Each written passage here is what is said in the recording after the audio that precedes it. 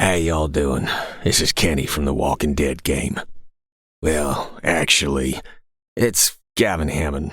I played him in the game, but it's not important. The important thing is you're listening to The Gaming Outsider. Hey, Gaming Outsider listeners. The whole crew is here to celebrate our 500th podcast episode, and we're excited to reminisce over the past several years about the show and what it's meant to us, as well as all of you. We'll also discuss the week's news, including Sony's decision to require a PSN account to play Helldivers 2 on PC. Finally, we've got some new games to chat about, including Sucker for Love, Date to Die For, and the Xbox port of Imagine Earth. This is The Gaming Outsider.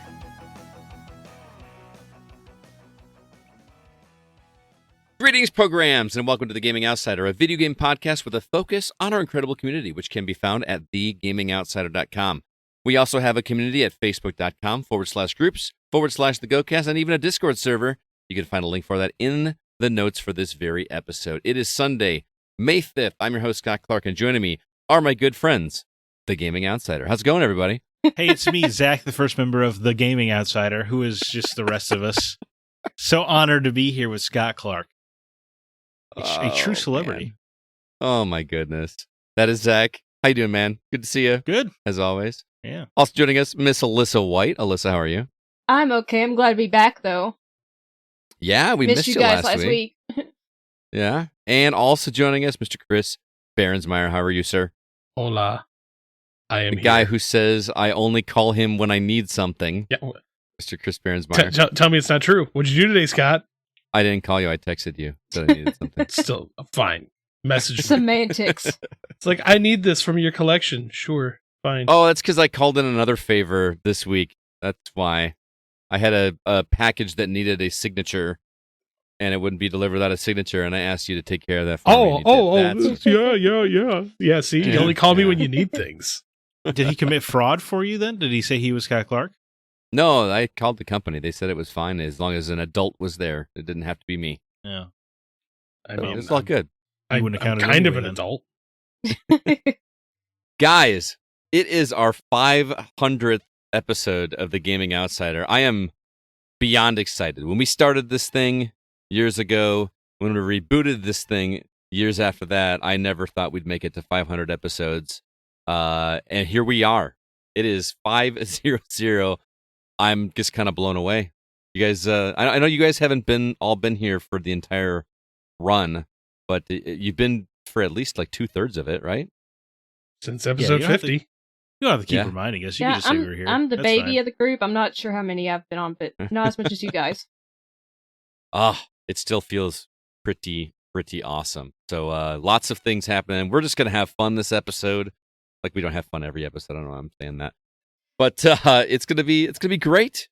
We had a whole bunch of cool stuff that we wanted to do, and Scott just ran out of time and was not able to set it up. So here we are. We're still gonna do some awesome things. Let's start things off like we always do, reminding everybody about R2V2 happening on Saturday and Sunday, October 12th and 13th. Mark your calendars. Also, if you haven't already, mark your calendars for Saturday, July 27th. CB and I will be there for a 24-hour session where we're going to do some live streaming for Extra Life to raise some money for the kids at the hospital. So stay tuned for more details. But any and all listeners are welcome to join us. If you would like, bring a TV, bring a console, bring something comfy to sit in, and join us in gaming for 24 hours straight. It's going to be a lot of fun. I don't know how I'm going to survive. I can't go 18 hours without some sleep, so it's going to be interesting to see how I can go 24. Oh, you will. But, otherwise, this big old bear paw is going to come out of nowhere. Oh my goodness! It's going to be like those. It's going to be like sleepovers back when you were a kid. The first one to fall asleep, like gets shaving cream on their face or in their hands, hated or stuff like that. I mean, I do carry a Sharpie with me everywhere, Scott. Oh, do not put Sharpie on my face, I'm dude. so glad I had better friends. You know, none of this I stuff had ever pretty happened. good friends, but at a sleepover, since we were all, it's all girls, and I remember one time. Tell us more. Yeah. Well, it was elementary school, okay, and we went to a Lutheran school. Anyway, I was the first one to fall asleep, and instead of doing shaving cream, they put toothpaste on my face and hands. So then I woke up and I'm all, covered in toothpaste. It's gross. It's yucky. It's sticky. It won't come off. So, then I'm crying and they feel bad. So. Whatever happened to the golden rule? I know. Treat others the way you want to be treated. Yeah. Now Hey, I would have, if it would have happened now, they would have got toothpaste back. But I was too nice. And people say I'm too nice now. I was too nice back then. Could have been worse. It could have been the good old hand in the bucket of hot water. That's that's what I true. remember being a thing at girls' sleepovers was getting their hand in. How many hot girls' water. sleepovers were you at? No, not that I was there. That they would tell the stories of like, oh yeah, we Yeah, put that never girls' hand in. happened. That never happened with us. But for some reason, my friends decided to put toothpaste on me for some reason. I mean, shaving cream is one thing that comes off quite easily. Yeah, but toothpaste leaves like sticky residue. Yeah. Ugh. Well, Yeah. okay. To give them the benefit of the doubt, how many elementary school kids, girls specifically, have access to shaving cream? I mean, their dad was there, and Well, the don't they have- bathroom had shaving cream in. I mean, Yeah. there was shaving cream in the bathroom because the dad shaved, Both moms and dads and shave also usually. the mother. Yeah, so there was shaving cream. But- They just decided to use toothpaste for some stupid reason. I mean, elementary kids can sometimes be dumb. I think we were in What? 5th grade. Kids are often just kind of Yeah. dumb, right? I'm gonna plead the fifth on that. Um, No, I'm not Let's an talk- elementary school teacher at all. Let's talk about some of the games that we've been catching up on. CB, you've been gone for a while. Tell me what you've been catching up on. Life, lots of life. That Yeah. sucks. I'm sorry to hear that. Yeah. Did we ever mention that I had the flood in my basement on here?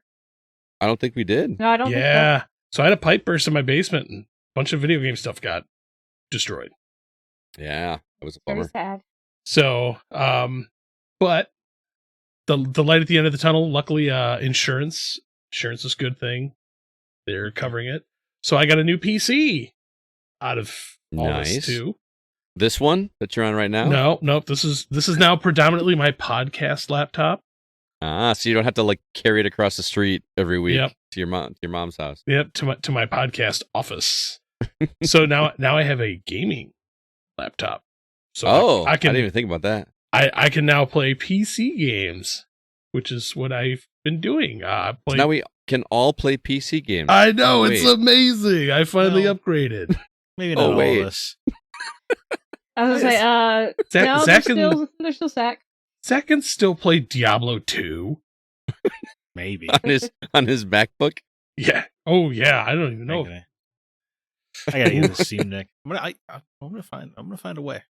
If Feet Scott, Finder, what's your man. address again? Yeah, right. It's sitting up there. So, We'll have to figure something out. but yeah, I've been delving into the Steam world finally, and the first two games. SteamWorld Dig? No, Yeah, I was gonna say, are you talking about the game Steam World no, or like the Steam. universe Steam, of the Steam? platform. I finally have a PC that can do that kind of Now, thing. did you have an account before? Like, do you have a library there waiting for you that you can just download some stuff? Oh, awesome. Yeah, Because I did. And you want to know what the last game I downloaded on Steam was? what's that? Half-Life 2. When it was Okay. new. Wait, that's how long it's been since you've had a Steam account, or like you've used Since a I've Steam used a account? Steam account, yeah. Holy cow, dude! Yeah,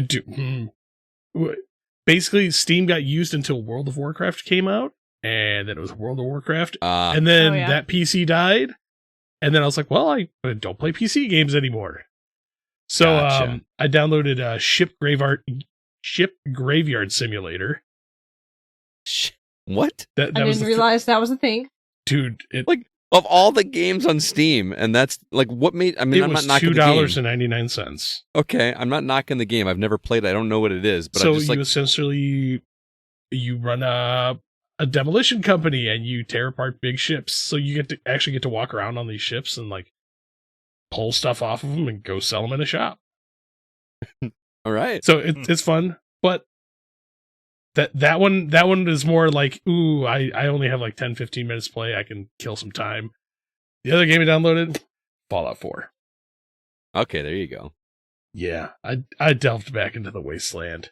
Now you've got it. We're just going to have the update that just came out, I assume, right? Or did it already? Was it already available on PC? And the update just came to console.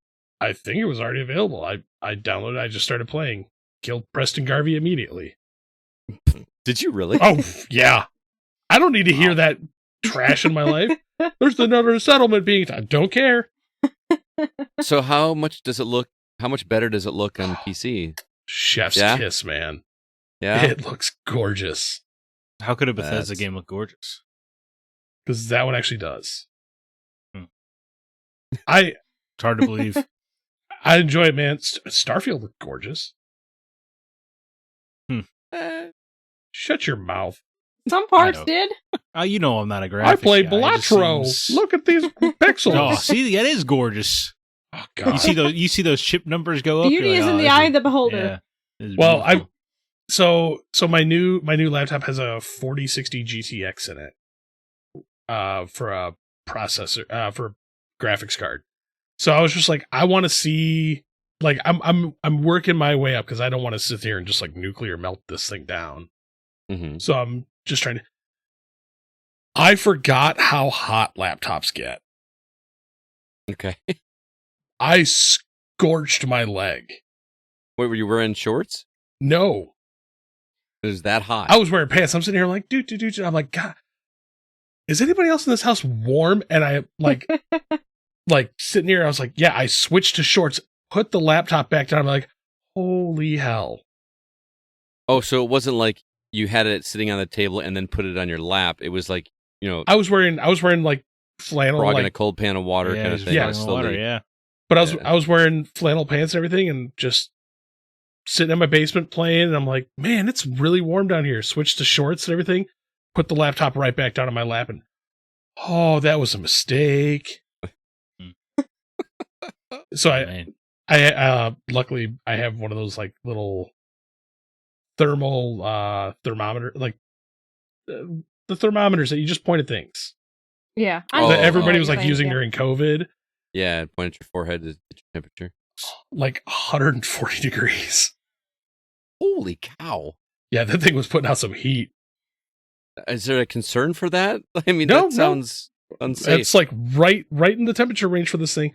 It has Okay, I don't know. 5 fans on the back. Oh my god. Yeah, there's 3 on the bottom side and then 2. I'm like, it's a hefty laptop and it's metal. Well, plus that if it cooks your boys, you could probably sue them. I mean, luckily I don't need those for those kind of purposes anymore.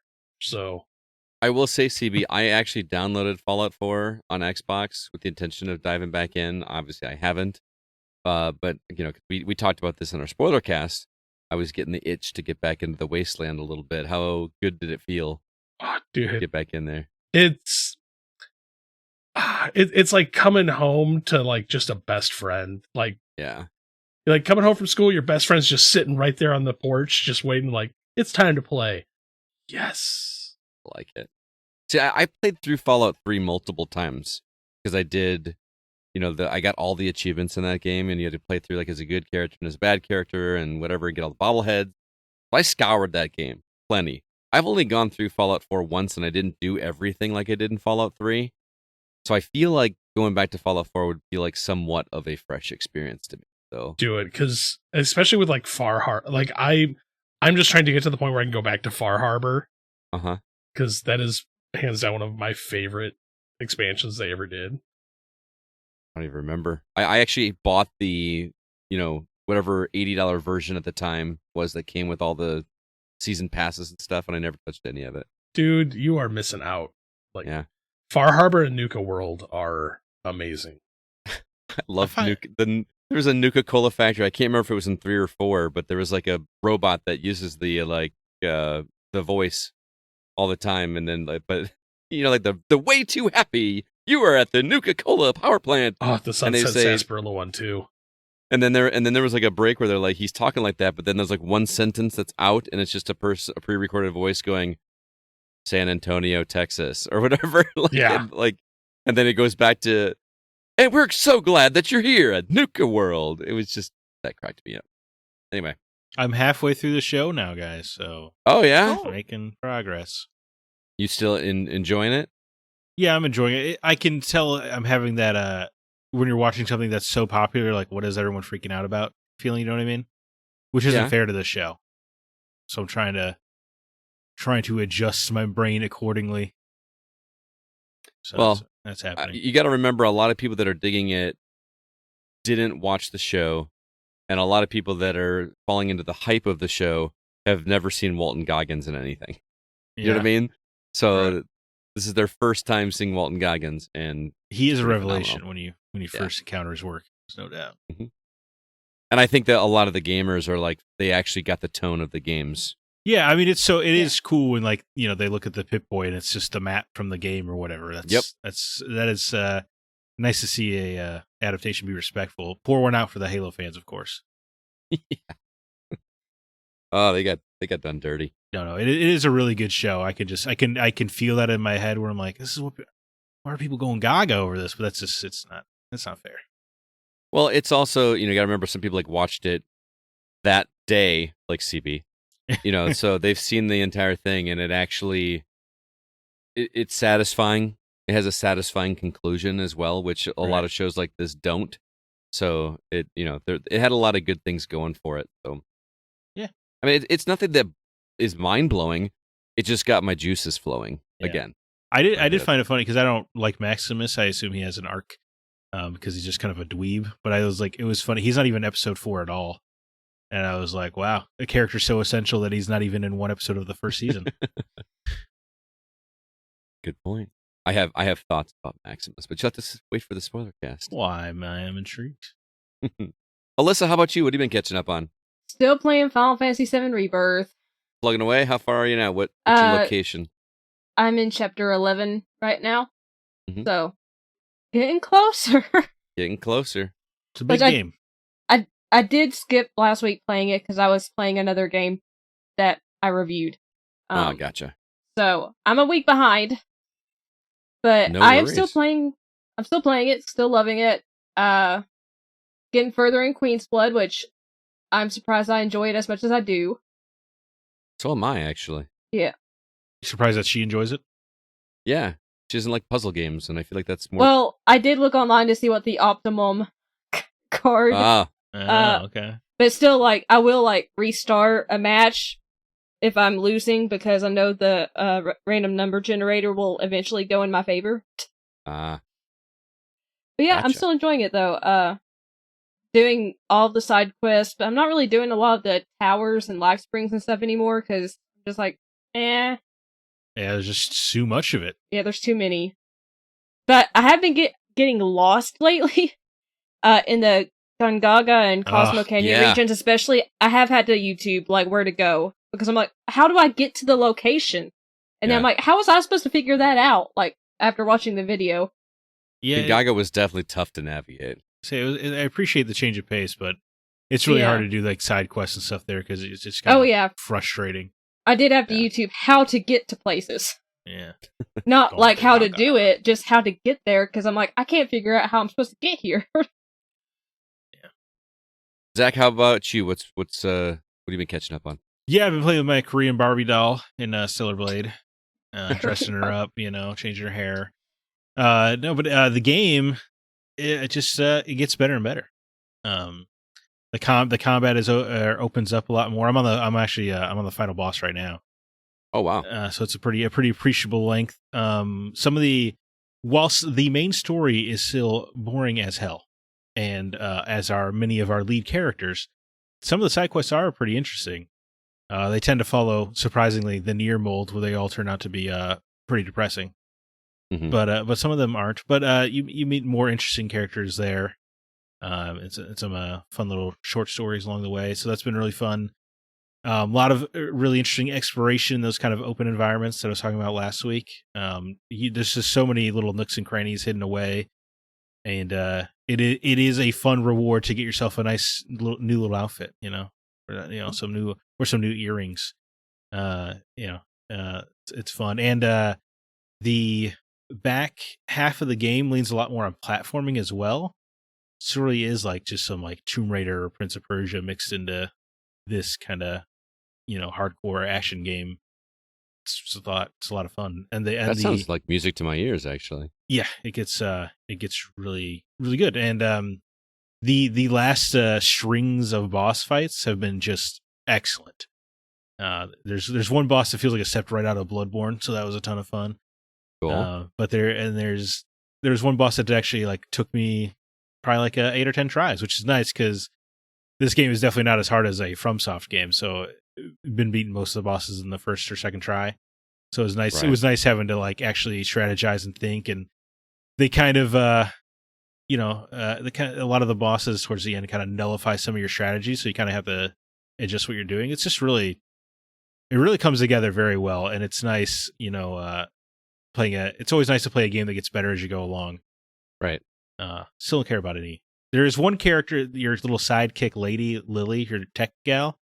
She has become a compelling and interesting character by the end of it, but I still don't care about Eve. Like Eve could get shot in the head in the next cutscene, and I don't think I would be affected at all. Other than like, oh no, my Barbie. Oh no, the pretty. Yeah. What am I going to do with my wardrobe now? Right. Yes, I got all these outfits for nothing. Dude, some of these outfits are a little outrageous. Let me tell you. Yeah. And it is funny if you like put on a skirt, you really notice like, oh man, every cutscene is finding a way to show you her butt. Yeah. Which is kind of weird to me, like in the Korean world, because when you watch a movie or TV show, they're so modest. So to hear that in the game, I'm like, well, that doesn't line up. They're letting themselves loose here in Stellar Blade. It's Korean video games apparently are like Japanese anime. Oh yeah, true. I don't know how often is Pinocchio naked in Lies of P. I wonder. I gotta play it to find out. But there was a really good boss fight. No spoilers, of course. That played this really banging K-pop track that made me think of you, Alyssa. I almost sent it to you. I wish you would have. It was like I was kind of when I died. I was like, I'm kind of a little happy because I get to listen to the song again.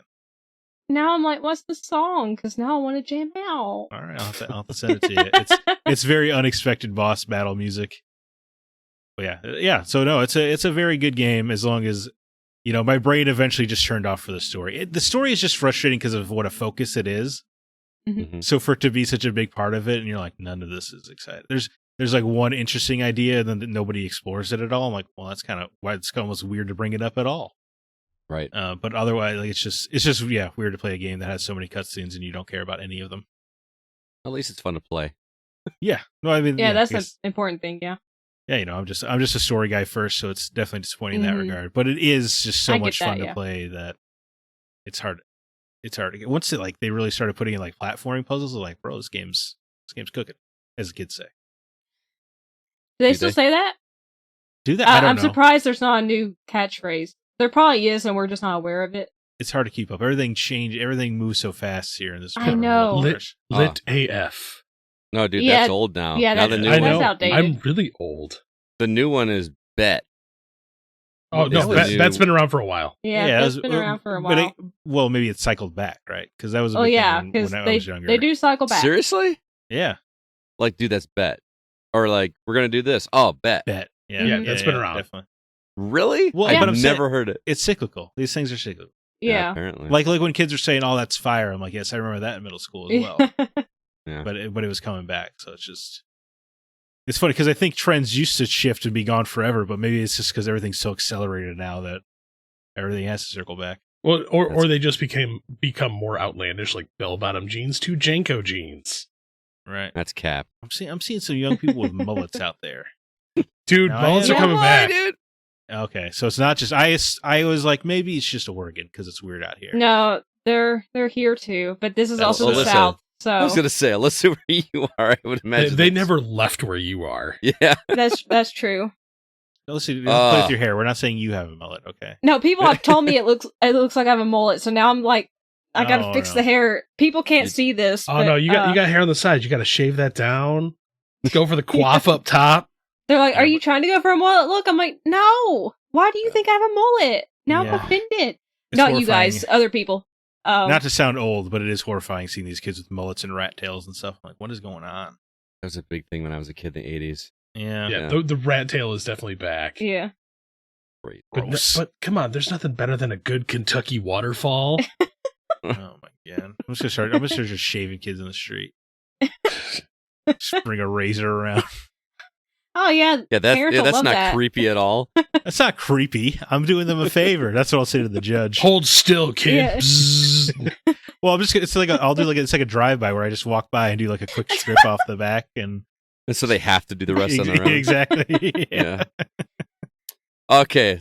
For me, I went back to the well this week. Man, I think it was last year sometime. I bought the Metal Gear Solid collection on Xbox that came with Metal Gear Solid and 2 and 3, and then some of the other stuff like even the original Metal Gear and Snake's Revenge and stuff is on there. Yeah, of course. And I loved the original Metal Gear Solid at release so much, and I was like really stoked to get back in here and do that. That game has not aged well for me. And I'm not talking about graphically. I don't care what it looks like. I was expecting that. I do not have the patience for this kind of game anymore, man. Like, that's not the game aging poorly. That's you aging poorly. Possibly. I knew as soon as I said something negative about Metal Gear Solid. I see your tweets, man. I see your tweets. I know it. I knew I was going to get lambasted for you, but dude. The MGS tingles for Zack. It's like, it's more of I feel like I tweet often about how games don't age poorly. It's your fault.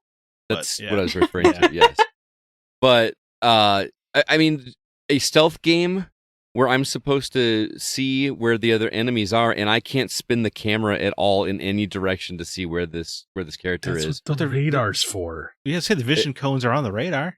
The vision cones are on the radar, but that basically means you have to walk blindly. You know, like I'm basically walking on the radar instead of seeing where I'm going. You know what I mean? Yeah. It's just adjustment. I'm gonna go back into it and give it another shot because man, I kind of missed hearing the banter back and forth between him and is it Meryl? Yeah. Who's the one that he flirts with at the beginning? I never thought an agent would be so cute. Mei Ling? Maybe she's like totally into it.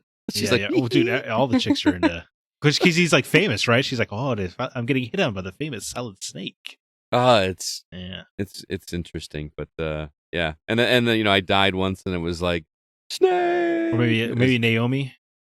Is that I think it was Naomi. The Dr. Naomi Hunter. But no, I think it's just a different era of games where they kind of expected a little more out of the player, right? Right. You know, like there would be no yellow paint in a PS1 game. You know, that's true. Yeah, they kind of expected you to fail and learn. So you're right; it is different sensibilities. That doesn't mean it age poorly. And I've, man, I'm with Zach on this one because have you played it? I want you to go back. Well, hold on. It's pretty rare that this is happening. I think we got to let it ride out here. See, no, get on my side. Because I've actually been debating on like getting into some of the old PS1 games again, and I mean, Metal Gear is always going to be like top tier. Uh-huh. I mean, I've been playing some JRPGs, but it's been a long time since I've touched an action or a stealth game. Mm-hmm. So now I may just have to pop that one in. They don't really make straight up stealth games anymore. Not really. It's always an option, but it's never like a focus. You know what I mean? Right. Yeah. Stealth is optional for this mission. Guns blazing. Right. Now I will say, Scott, it is quite an adjustment going back to Metal Gear Solid, and you can't move when you're crouched. Right. Yeah, that is it's like you crouch and then you can just army crawl. Yeah. And the menus being on the shoulder buttons was always bad, even back then. To equip your guns and items. Is that on the collection? I don't feel like that was. That was on the PS1. Yes, maybe they did adjust for the collection. I don't remember. Which brings up an interesting point because there's some things that I'm like, how are they going to do in this game? Like, there's no memory card to swap anymore. How am I going? You have a hard drive. Right, but I can't swap out a hard drive. I think I saw where they explain how it does, Plays and out. it kind of. Yeah, well, I mean, it kind of ruins the fun. Okay, don't tell me then. I want to kind of get to it, and I would like to go through because that was such an awesome video game memory from my life. Playing the first time I played through that, and I would kind of like to experience it. Plus, I want to go through and do 2, and I've never played 3. I've finished 2, but I've never played 3. Oh my god, it's so good. To be fair, he's not the only one. I never played 3. What's going on? So we're gonna only half of us have played 3. Break the seal. Sure. 2, 3. Because I played. It's like 3's at the top of the pile, and then there's the rest of the Metal Gear Solid series. But 3 is like 3 it's is a whole other excellent. level. Yeah, I played 1, 2. I immediately I started playing 4, stopped, played Ground Zero, threw it out the window. Yeah, I didn't And like then Ground played- Zeroes. Played because it was so 5. good, you knew you didn't deserve to play No, it? because Is you that could why beat it threw in out the 30 window? minutes. Yeah, Like, this is 30 dumb. 30 excellent minutes. No, that was garbage for paying $40. I'm like, this is dumb. Yeah, well, when every minute is worth $1, it's so good, CV. What are you supposed to do? Barf. Well, if it's 30 minutes and it's $40, then it's more than $1 a minute. And yet, I didn't feel ripped off at all. I did. That game No, was the like ground- $2 in like a week. That's what's funny. Yeah. So the Ground Zero thing was BS. There's no doubt about it. Mhm. I really love Ground Zero. It's a lot of fun, but it was a pretty inexcusable thing they did. It should have been a demo. It should have been like Yeah. It would have been, 5 years Playable before that. teaser. Yeah. Or just, put it in with 5. yeah, right. I mean, Well, it that's isn't. what it was. It is an essential prologue. Like the Right. beginning of Yeah. 5 is not going to make a lot of sense without it. Exactly. The other thing I played is I went on we had a field trip at school on Friday, and I knew if I brought my Steam Deck on a bus for an 1.5-hour trip to Milwaukee, I was not going to be able to concentrate on Sands of Time, and I did not want with 60 kids on a bus trying to focus on that game. I knew it was going to happen, so I needed something. So I had the Mario All Stars thing installed, and I played some Mario 64. It's been a while since I played Mario 64. And let me tell you, It aged poorly. Let me tell. Is that what you're going to say? No, that game ages gracefully. That game ages great. But you have never been. I've never been so frustrated playing a video game in my entire life as I was sitting in the backseat of a bus on the interstate trying to play a platformer. Like, Yeah. Right. Your deck's just, or your Switch is just flying all over the place. it was rough, man. So It was Super hard Mario rough. 64 aged well on the proper platform. Because playing it with that original N64 controller it did not age well. Yeah, 64 controller's great. I thought the controls one. It was Sunshine that did not do. No, It did because not. I remember you playing 64 and you getting used to it. You were like, "Oh God, this is weird." Oh, it's because they to reposition the camera. Was it on the Z On the button? C- I don't remember. It was like the C buttons. I don't remember. They do it right on the Switch version. It's where it should be. But and I did also put some time into Sands of Time. I'm about 80-85% of the way through that game. I'm in like the second to last chapter. So Oh yeah, I was gonna say how you know, but the save files tell you. I should have that finished this week, Zach. So how's Lone Ranger coming? Well, you're not gonna be here next week, so I guess I got plenty of time. I could be there next week at night. Just saying. Yeah. Like after the podcast recording. But anyway, that was a long segment to talk about what we've been catching up on. Oh, we're Let's having fun. Scott, 500 episodes. Okay, we're allowed to have some Yeah. fun. We are allowed to have some fun, but let's have some fun over in the news. What do you say? Sure. Why did he wait so?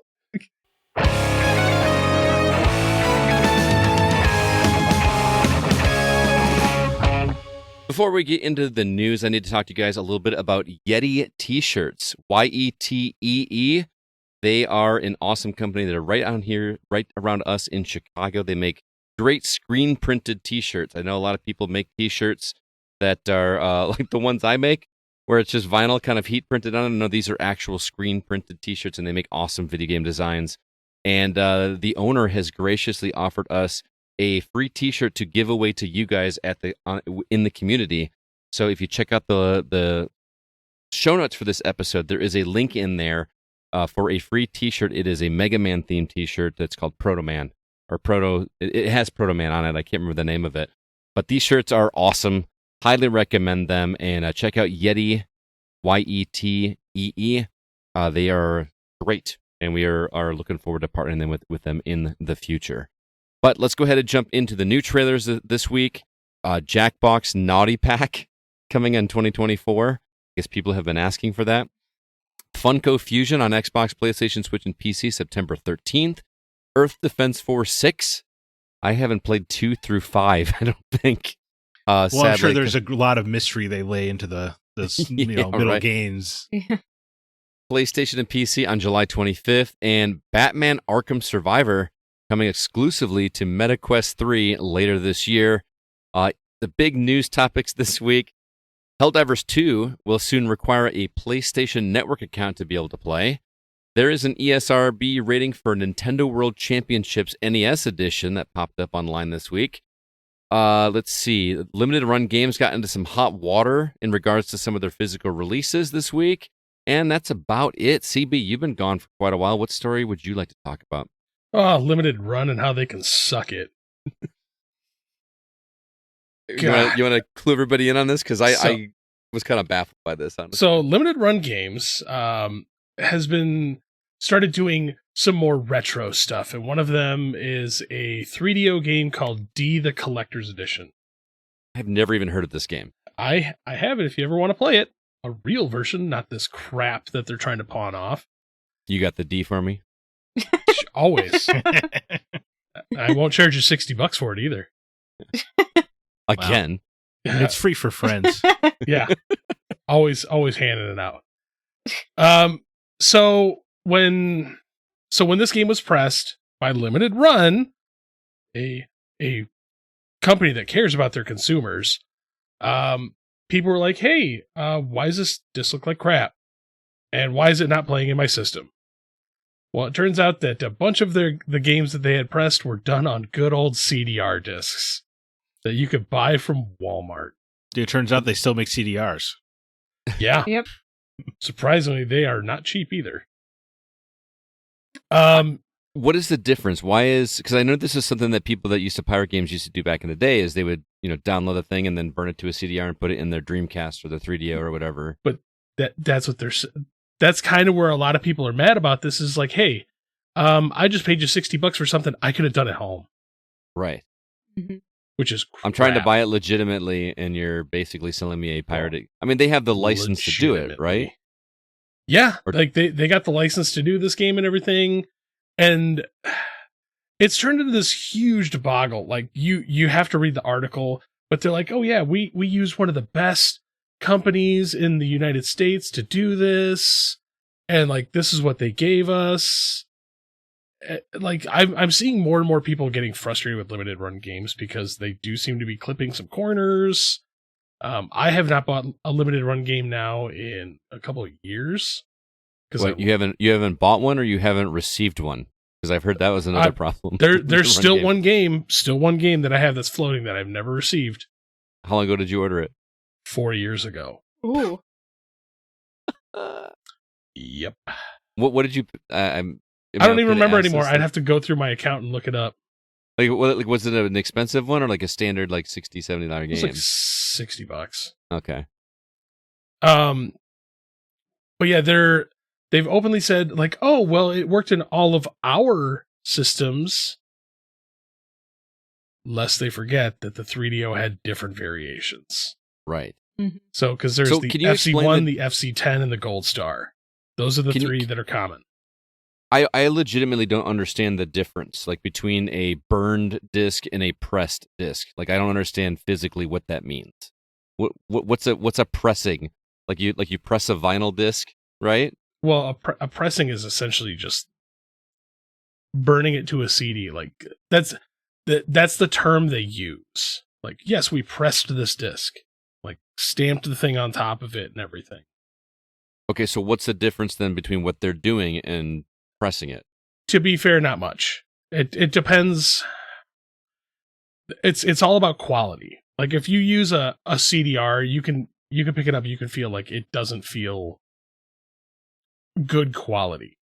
Like okay, if you pick up a PlayStation 1 disc, like that good old black disc that they made, yeah, like you can tell it's got some extra heft to it. It doesn't feel cheap. It doesn't feel flimsy. Okay, so it's just a quality of the plastic itself. Quality and how long it's gonna stay on, like usable on your shelf. Okay, but I thought it was something different about the way that it was recorded onto the disc, but it sounds like there is that too. So part of the reason it's cheap for a CDR is it's recorded in there differently. Like if you scratch a CDR, toast. Mm-hmm. Whereas if you scratch like a PS1 disc, like those of us who owned PS1s back in the day, remember like you'd set that disc down and it'd get scuffed up and look like crap. It'd still play. Yeah. But or the people that put up like 2 CDs in one case, like, what are you doing? But the problem is when you get to those cheaper discs, the laser won't read them right, depending on which version you had. So that's where some of these people are having issues, is they're like, well, it's not playing in my 3DO. So the disc is not able to be read in that version. I can't remember which version it is. I remember somebody said it was like the Gold Stars, which are like the creme de la creme of the 3DOs. Mm-hmm. And so they're like, okay, well, we're not going to press any more of these until we figure out the issue. Yes, here's the thing: stop using cheap crap. And that's the thing, is like when I think limited run, I'm kind of because I feel like some of those games have been a lot more expensive. I know I got you. Didn't I get you a limited run from like of the Lion King or something back in the day? Oh, it came in like or was it limited run? That was the limited run one, but the problem I'm having with limited run is they're doing repressings of things that they've already done. Like, oh, we're only making 3,000 copies of this. That's it. It's never going to get made again. And then 2 years later, it's like, we did it again. We made more. Right. So I don't have a problem with that as much as I do like you're spending a little bit higher price. But when you're something. charging a premium for something that, like, we're making 3,000 of these, that's it. We're not making any more. Mm-hmm. And then, like, surprise, we're making another 7,000. And before, you guys paid $70 for these. This batch, we're only charging $50. Oh, see, if it were the other way around, I would have less of a problem with it, I think. Yeah, or the fact that they made a bunch of these, but then it turns out that they actually made more than they initially said they did, and they're selling them in their physical store. I gotcha. Because there's a few games that I wanted to get when they first started pressing this, like, oh, yep, we ran out, we don't have any more. But there's people that went into their pop-up shop and they're like, oh, look, there's 50 copies of it right here. Mm-hmm. So scarcity. Yeah. So I'm done with that company. Like, so every time I see them like screwing up for something crappy that they're doing to their consumers, I'm just like, this is why I don't buy from you anymore. If it's not working on your original hardware, that's a problem. Yeah. That's and that sounds like they are rectifying it. They are going to get the proper things back to the right people. So good on them for doing that. But they said that they're going to try and correct the issue, but until then, they're not going to make any more. More than likely, this is going to be another case of it's just going to sit on the back burner for a couple of years until people forget about it, and then they're just going to cancel it. I mean, imagine waiting more than a year to get your game and then it doesn't work. Yeah. You know what I mean? I don't know. It is a difficult company to defend. I don't know how anybody has any. It hurts my soul over the fact that they made a new pressing of Plumbers Don't Wear Ties, and I refuse to buy it because I will not support this company. Right.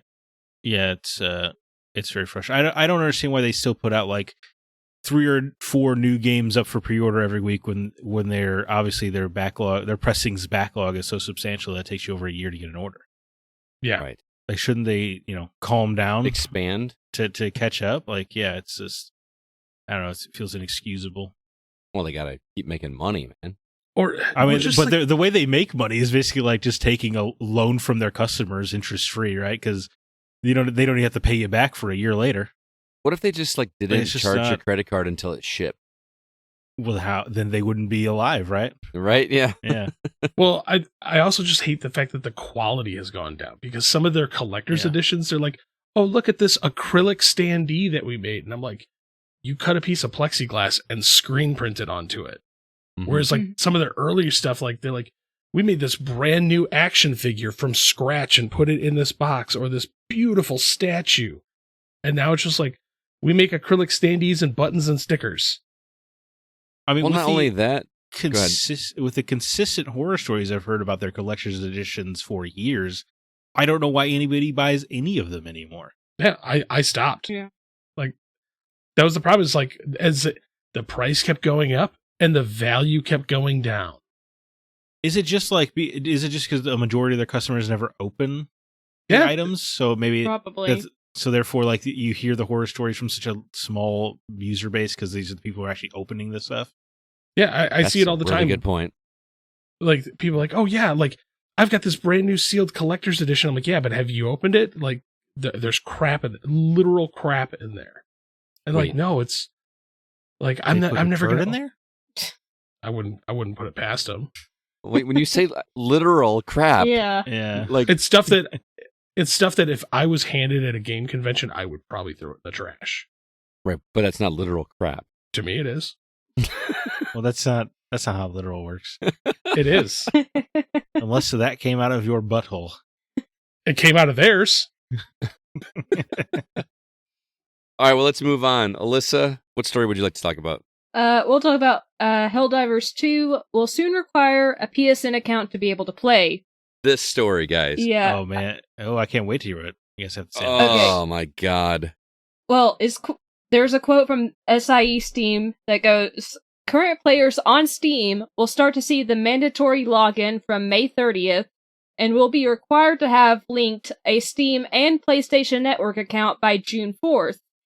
Right. At least existing Helldivers 2 players will have quite a while to prepare for the change in account linking, but if you want to hit the ground running, head over to this link to get started now. This is all under the promise of values of safety and security provided by PlayStation itself. Can we stop right there for just 1 second? Sure. I want to address that elephant in the room. I was going to say the company that can't protect passwords. Thank you. Mm-hmm. You passwords, I know logins, like personal information that's been hacked multiple times. And again, to be clear, this is not me Sony bashing, but I had my account compromised from Sony years ago. You weren't the only one. Remember when they gave us like a free copy of Infamous and Little Big Planet? Yeah, that was 13 years ago. 13 years ago. And it was a huge data breach, and it happened another time since then. But this is under the values of safety and security provided by PlayStation itself? You've got to be kidding me. Well, it's also a direct insult to Steam, because you're implying that Steam doesn't have security measures. Right. Yeah. Mm-hmm. This story gets worse, though. Well, I didn't mean to cut you off, Alyssa. You want me to continue the story? Yeah, go for it. Not all regions have access to the PlayStation Network, and it's even banned in some areas. And then they continue to quote, if a better solution isn't provided for players who are in regions without PSN coverage, I'm assured that we won't be making the requirement mandatory for those players. Essentially, the studio won't force players to either break Sony TOS or not play the game.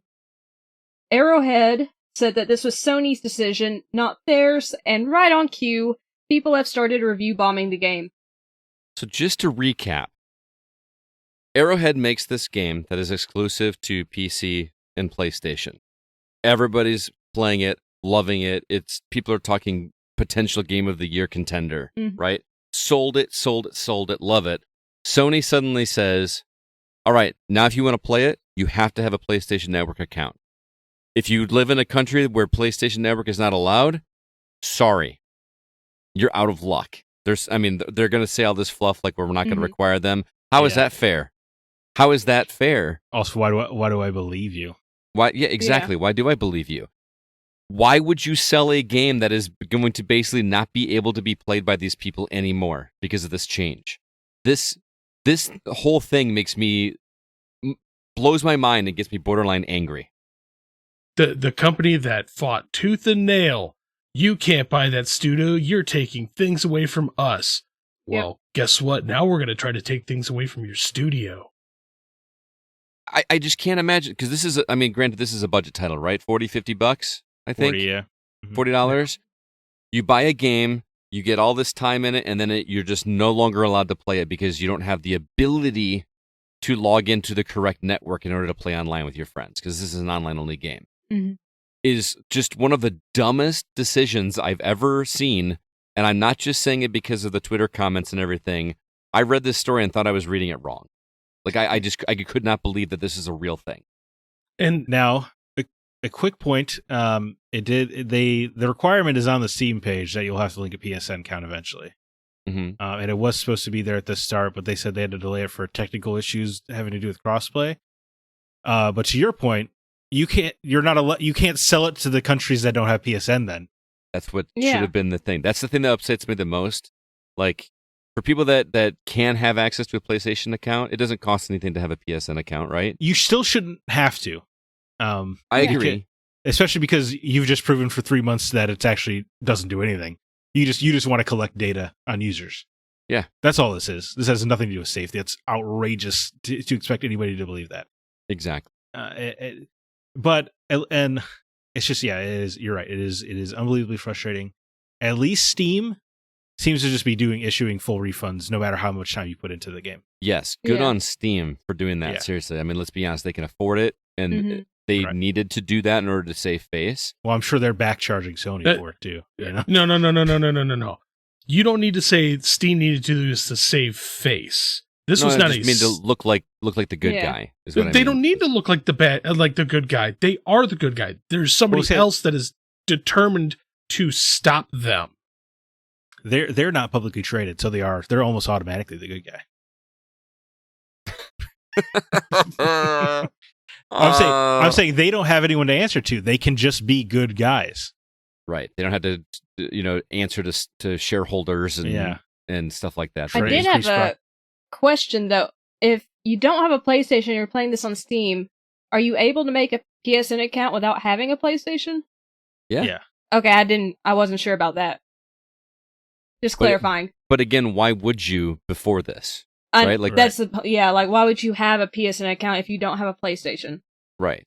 But to me, I understand like the data and all that kind of stuff is bad, but the people that are going to have to do that have access to PlayStation Network that are upset about this, I feel a little less sorry for, because to me that falls in the same camp of people that refuse to open a different browser to play their PC games. Right. You know, like you might have to click a different icon to play on the Epic Game Store. Yeah. Like that is nonsense. That is utter nonsense. So I'm more upset for the people that are in countries that like it's literally illegal for them to have a PlayStation Network account. So then they can't play the game. They can't play the game. They just can't. I feel like they should at least be refunded. They should be automatically refunded. Knowing things probably won't be. It shouldn't be a thing where you have to request it. It should just automatically be refunded, and you still have access to the game. 130 countries, by the way. Yeah, that's not just a couple. That is a lot. This thing's got lawsuit. I'm willing to bet we're probably going to see a lawsuit. But I wonder, because they had the disclaimer on the Steam page, I feel like that automatically doesn't that kind of make it so that you couldn't win a lawsuit against them, because like they did notify you. But you have precedence. Against Steam. Like you have precedence. You allowed this to go on for how many months, and then all of a sudden they're like, now no. Yeah. By the way, I'm not saying it's clearly the wrong thing to do. I just don't know if it's illegal or it can be sued over. That's all I'm saying. Because the warning is there. By the way, you said months, right? This game's been out, 2-3 months? 3 months, yeah. This is not like a game that like, it's 2-3 years old, and there's still some people playing it. This is still a fresh game. Yeah, and it's just dumb business. Like Seriously. This game had endless goodwill. The rare video game that launched and people are like celebrating it. No one's even mad about microtransactions in this game because they're reasonably priced and the game is so fun to play and they're so nice to their community. I mean, this is just yet another boneheaded move by PlayStation. And I feel bad for Arrowhead, because if this is not their decision and they're just as upset as we are by this, there's a lot of people out there that don't understand the situation here, and they're just going to hate the developer. Look what they're doing to the reviews. Like, that is not affecting Sony at all when you post a negative review or review bomb this thing on Steam. Right. It's not affecting them at all. All that affects is Arrowhead. Honestly, I would really love to see like Nintendo. Like, I don't know if this has the ability to run on a Switch, but if like Nintendo and Microsoft just swooped in and said, you know what, put it on our systems. Well, they can't. Yeah. Why? The property is owned by PlayStation. Or that's so game over. PlayStation owns Arrowhead. PlayStation owns Helldivers. Fine, make Helldivers 3. You can't. put it- PlayStation owns Helldivers. Fine, make a new game in the Yes. style of Helldivers. Fair Heaven enough. Swimmers. Yeah. Just make a parody game and put it on the other systems. Be like, no, you can't have this one.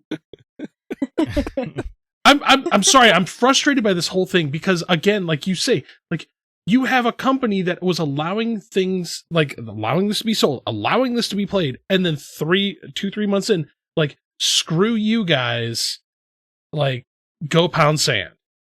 Right. I just And it's, I mean, also, like, think about if you're a PlayStation user, right? These people on PC have a PSN account where they don't have to pay to play online, and you do. right. That sucks.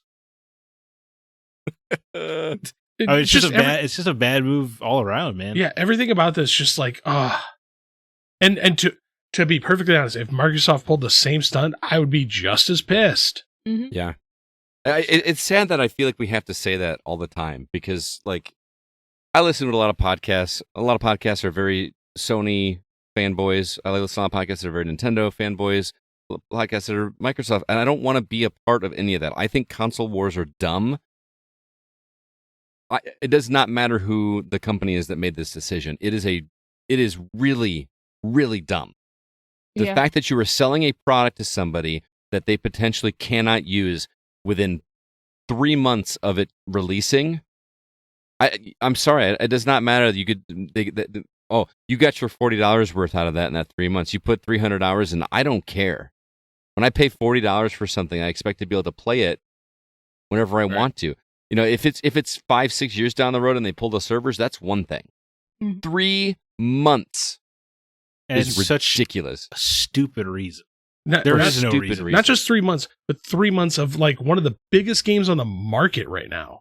That's all that's been on TikTok Dude, for like the past yeah. months. So popular. Did you see Circana, formerly the MPD, put out, they're analyzing the industry, obviously. This is PlayStation's 7th highest grossing published game ever. What did they think was going to happen? And then to just shoot the goodwill in the foot like that makes no sense. Here's the problem though. You're going to have the hardcore fanboys who are going to be like, well, it's for the best thing for us. Yeah, it's like people that support their politician. They can do no wrong. It's just not politics. Like anybody, like support anything. Like blind faith in something is stupid. I could not wait to talk about this when this news dropped because I kept reading it and reading it. I'm like, this can't be real. This can't be real. Just so everybody knows, I'm also mad at Microsoft right now over the James Bond collection thing. Oh yeah, I got mine refunded too. They had a pricing error on their website where they were selling every James Bond movie for $5, not $5 each. Right, the entire 25 collection for $5, and I scooped that thing up because I was like, and they corrected the old one. They corrected the pricing error like 30 minutes after you sent me the message because I bought it too. And it wasn't like, "Oops, our bad." It's like, "Nope, we're going to force refund this. You don't have a choice." This really doesn't sound anywhere near as bad to me. No, it's not. It's not. But I'm still mad about it. I'm more mad about the Helldiver situation. But yes, I do get mad at Microsoft as well because sometimes they do make bonehead moves. It's surprising. Anyway, yeah, it sucks. I don't know what to say. I don't. I mean, who was in charge of these companies? It just proves time and time again that I think the average, any one of us feels like it would be a better position shot caller than these boneheads at the top. Well, anybody who's in touch with reality would know that this is a dumb move. Do they not realize that PlayStation Network is not available everywhere? I just don't think they care. You don't know that. Yeah. I think to them, the data they're going to collect is more valuable than making those 130 countries with the customers angry. That doesn't make any sense to me. How is that agree. data? I don't know. That's the only thing I can think of, right? What other reason is there? Other than now you can bump up your how many PSN accounts you have in your next shareholder meeting. Again, if you don't have 30 million people join PSN, it's pretty crazy. Well, and to their point, to kind of back up the point you made a second ago, or maybe CB made it, I can't remember. It doesn't matter what you do. You're still going to have your loyal followers that are going to say this company can do no wrong, and they're not going to lose those fans over one game. And bumping up your PSN numbers for again, people that don't have to pay for it on PC that's the part that's going to blow my mind. Is I'm willing to bet there's going to be some disconnect where they're like, oh, PC people, guess what? We don't care. Like, you don't have to register this. Like, the potential lawsuit that's going to come from this is going to be insane. I'm just curious to see how it's going to boil out. But I still feel so bad for Arrowhead, because now that all these refunds are going to happen, that's legitimately just scooping money out of Arrowhead's pocket. That, in my opinion, that shouldn't come out of Arrowhead's pocket. No, it should come out from Sony, but it shouldn't come out of their pocket, but it's going to, in the fact that like all these refunds are going to happen. Now there's going to be a ton of bad press about this game. There's going to be a bunch of people that aren't going to buy it. So yes, it is literally removing money from their pocket.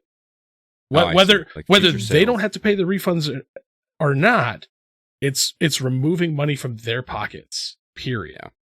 Why would you shoot your momentum in the foot?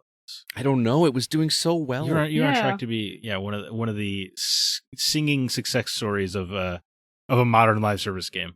And I don't even play the game. Like I considered picking it up, but just the cool things I hear about it, like how they're updating it and how they're interacting with their fans on social media, and just like it's just been so much fun. I've not heard a single negative thing about it, and they just killed every ounce of that momentum. I finally have a PC that can play something like this. Yeah. And I'm like, cool, I am not as interested now. Yeah. Well, I mean, at least you have a PS5, you could still play it, but I do, but you still. But do you want to support the game that's doing this? I want to support Arrowhead. You know what I mean? You're kind of in a rock and a hard place, right? Because if you support Arrowhead, that means you're telling Sony that this is good to go. Yeah, exactly. And like you said, I would rather play this on PC, because then I'm not required to pay for the PSN account. Right. Because I don't have a PSN that's account a good point, either. Yeah. That's what I'm saying. Like I have the ability to play it in a way that will play it faster and more efficiently. Maybe that's their game, Zach, is they want to sell more PSN accounts. Like you were saying, just from a pad your PSN numbers account, yes, you're going to get more people signed up, but there's not paying for it. But now the only way that you can play Helldivers is to play it through PlayStation. Through a PlayStation account. Maybe they'll just screw it. I'll go over to my PS5 account. No. And rebuy the game or pay for the live service over there. I don't think PC players have that energy in them, man. They won't even go to the next browser, like you said. Yeah. They're not going to PlayStation. This is any of the PC players, this is going to put a bad enough taste in their mouth. They're going to be like, nope, we'll just move on to the next thing. Yep, pretty much.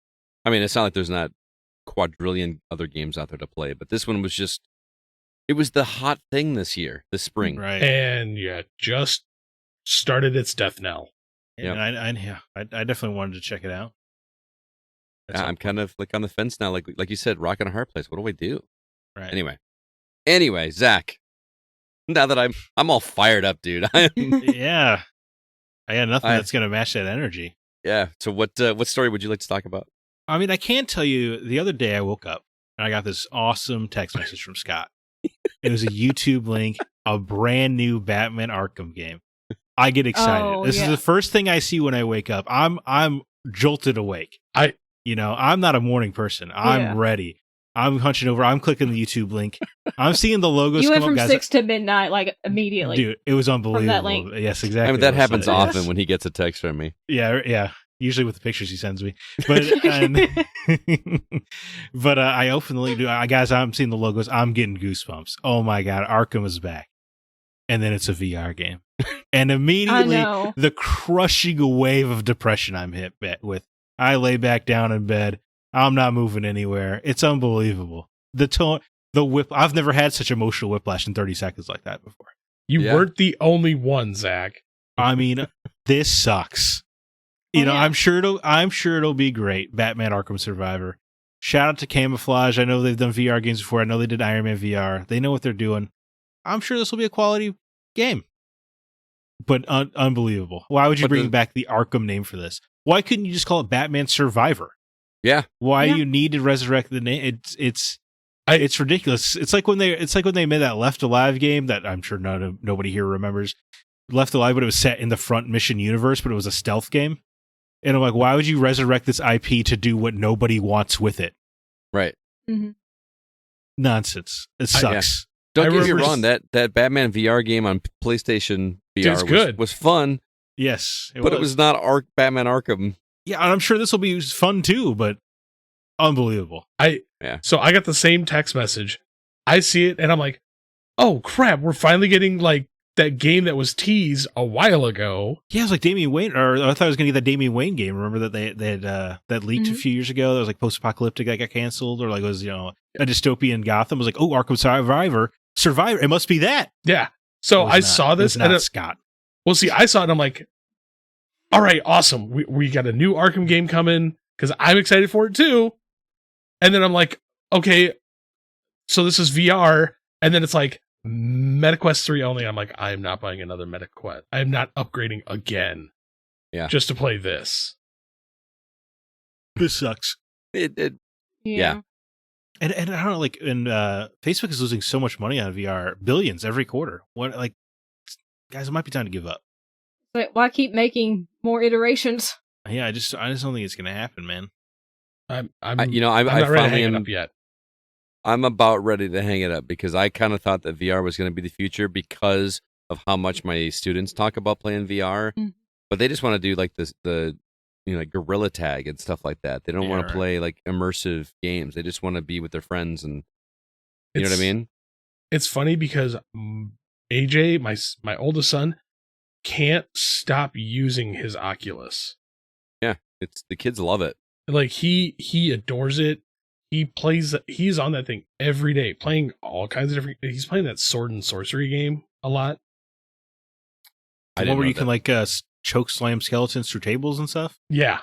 That or if you mod it, you can have lightsabers. Oh, sure, of course. I'm sure that's every VR sword game has that mod. It should just be built in automatically. Yeah. So it's not even a mod; it's just an automatic feature in every VR game. Yeah, you can turn a lightsaber on. Yeah. But so, like, again, my new laptop and everything, Steam has an entire VR library that I downloaded the link, linked my Oculus 2 to my VR library for Steam. So I've been browsing through finding stuff on there. There you go. So like I'm excited because I'm like, cool, I can actually push beyond what is just in the Meta store. Mm-hmm. Speaking of the trailers, I know I'm sorry I ruined your day, Zach. That was not the intention. I figured it was news you would want to know regardless of what the actual... I wasn't fuming all day about it, Scott. Well, okay. and the more frustrating part is there wasn't even any gameplay. It was just a teaser, right? It's coming out this year. Mm-hmm. I don't really remember right now. He tried to erase it from his mind afterwards. Yeah, I would watch it in such a fury. I can't remember how much gameplay there was. Oh no, it's going to make him real mad because they're going to continue on with the story of Arkham. Right. Well, so did Suicide Squad Kill the Justice League, and I don't think I missed out there. So. Yeah. But speaking of the trailers, though, this Funko Fusion trailer, who wanted this? This would have been a hot game 5 years ago. Right. Yeah. I really just had to stop myself from saying something cruel. Because, like... Well, please do. Nope, because it had... No, it had please refrain yourself. I don't want you to say whatever it is. It had a string of expletives on how I feel about Funko as well. Says the guy that's got a stack of them in his room right behind him right now. You notice there's a lot less than there used to be? That's true. Sure. It doesn't wrap around the corner anymore. No, they've been disappearing. They've been getting sold off. Yeah. Why do you hate Funko now? Same thing. Just re-releasing stuff that they're like, we're only making a limited amount of these. Oh, gotcha. He really doesn't like other people getting a chance to get things they love. Well, no, like when you chase something and you're like, cool, I got something that like there's a limited amount of. And like the company's like, we're not going to make any more. And then they just do it anyways.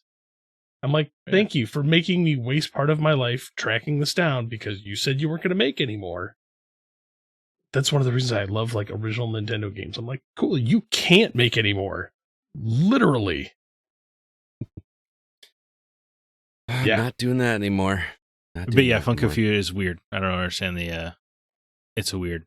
I don't even know anybody that really chases them anymore. I just see them Is this game a shooter? I don't know. I It looked don't like a shooter. know.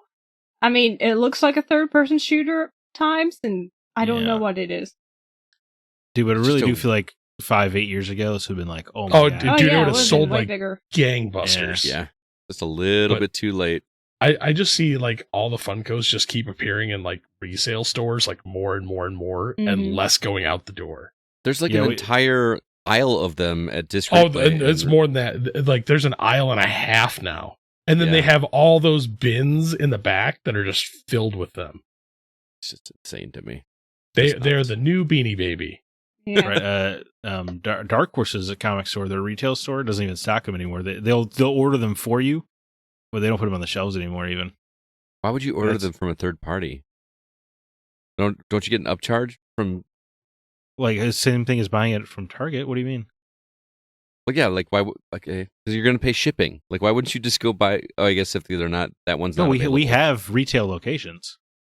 No. Oh, okay, I see what you're saying. Gotcha. Okay, Dude, I'm saying the store. I'm saying comic shops used to be lined to the gills with Funkos. right. But they're not even worth stocking anymore. Gotcha.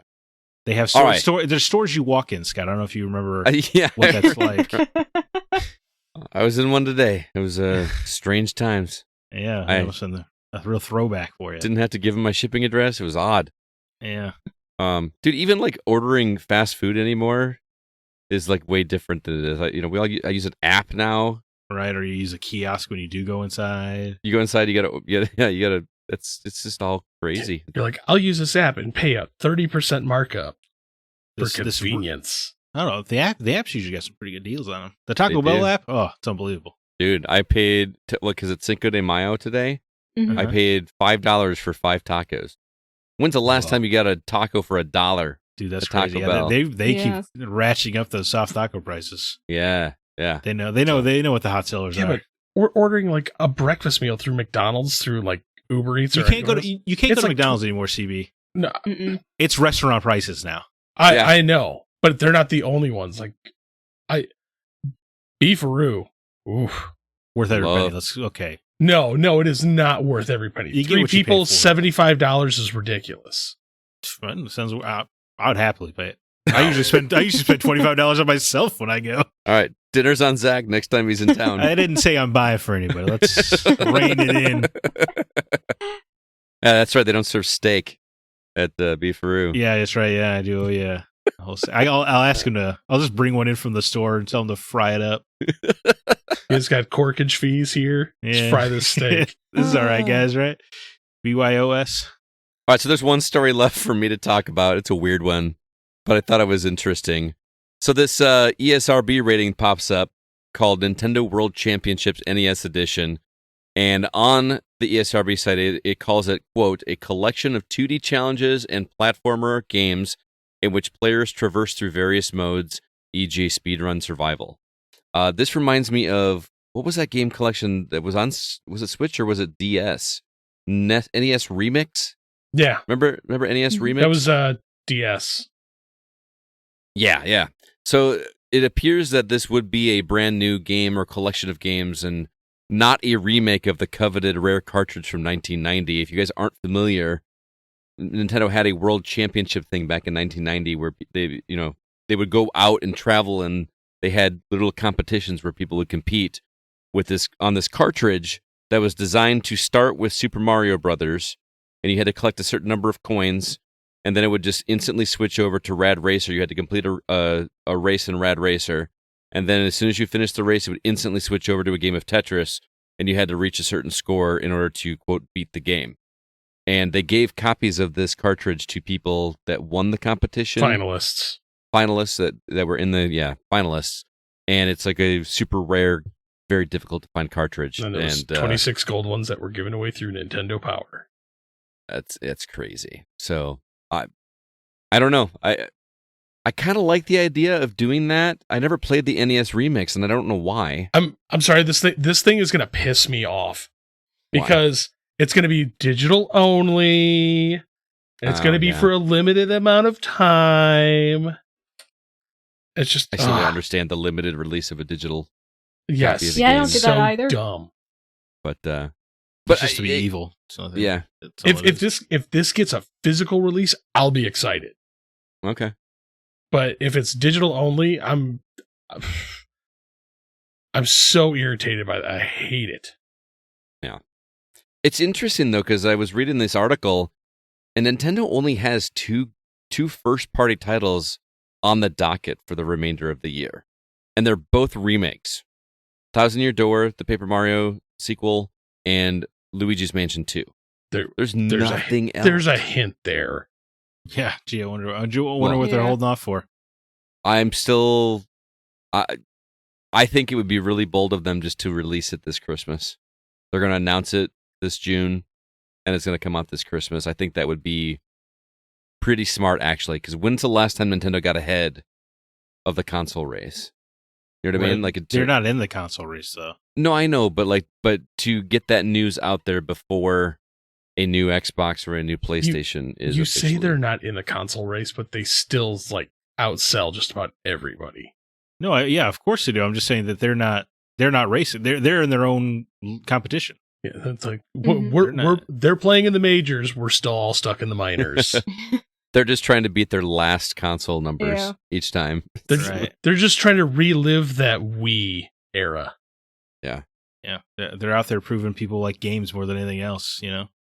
What was the prediction for? Did any of us make predictions about Switch 2 at our Yeah, I think Arky? You and I did.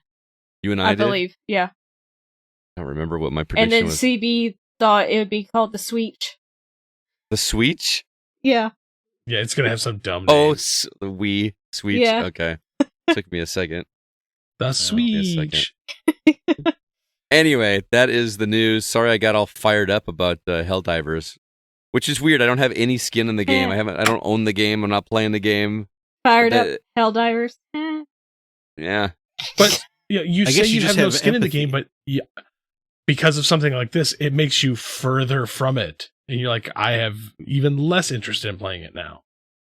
No, I still am interested in playing it.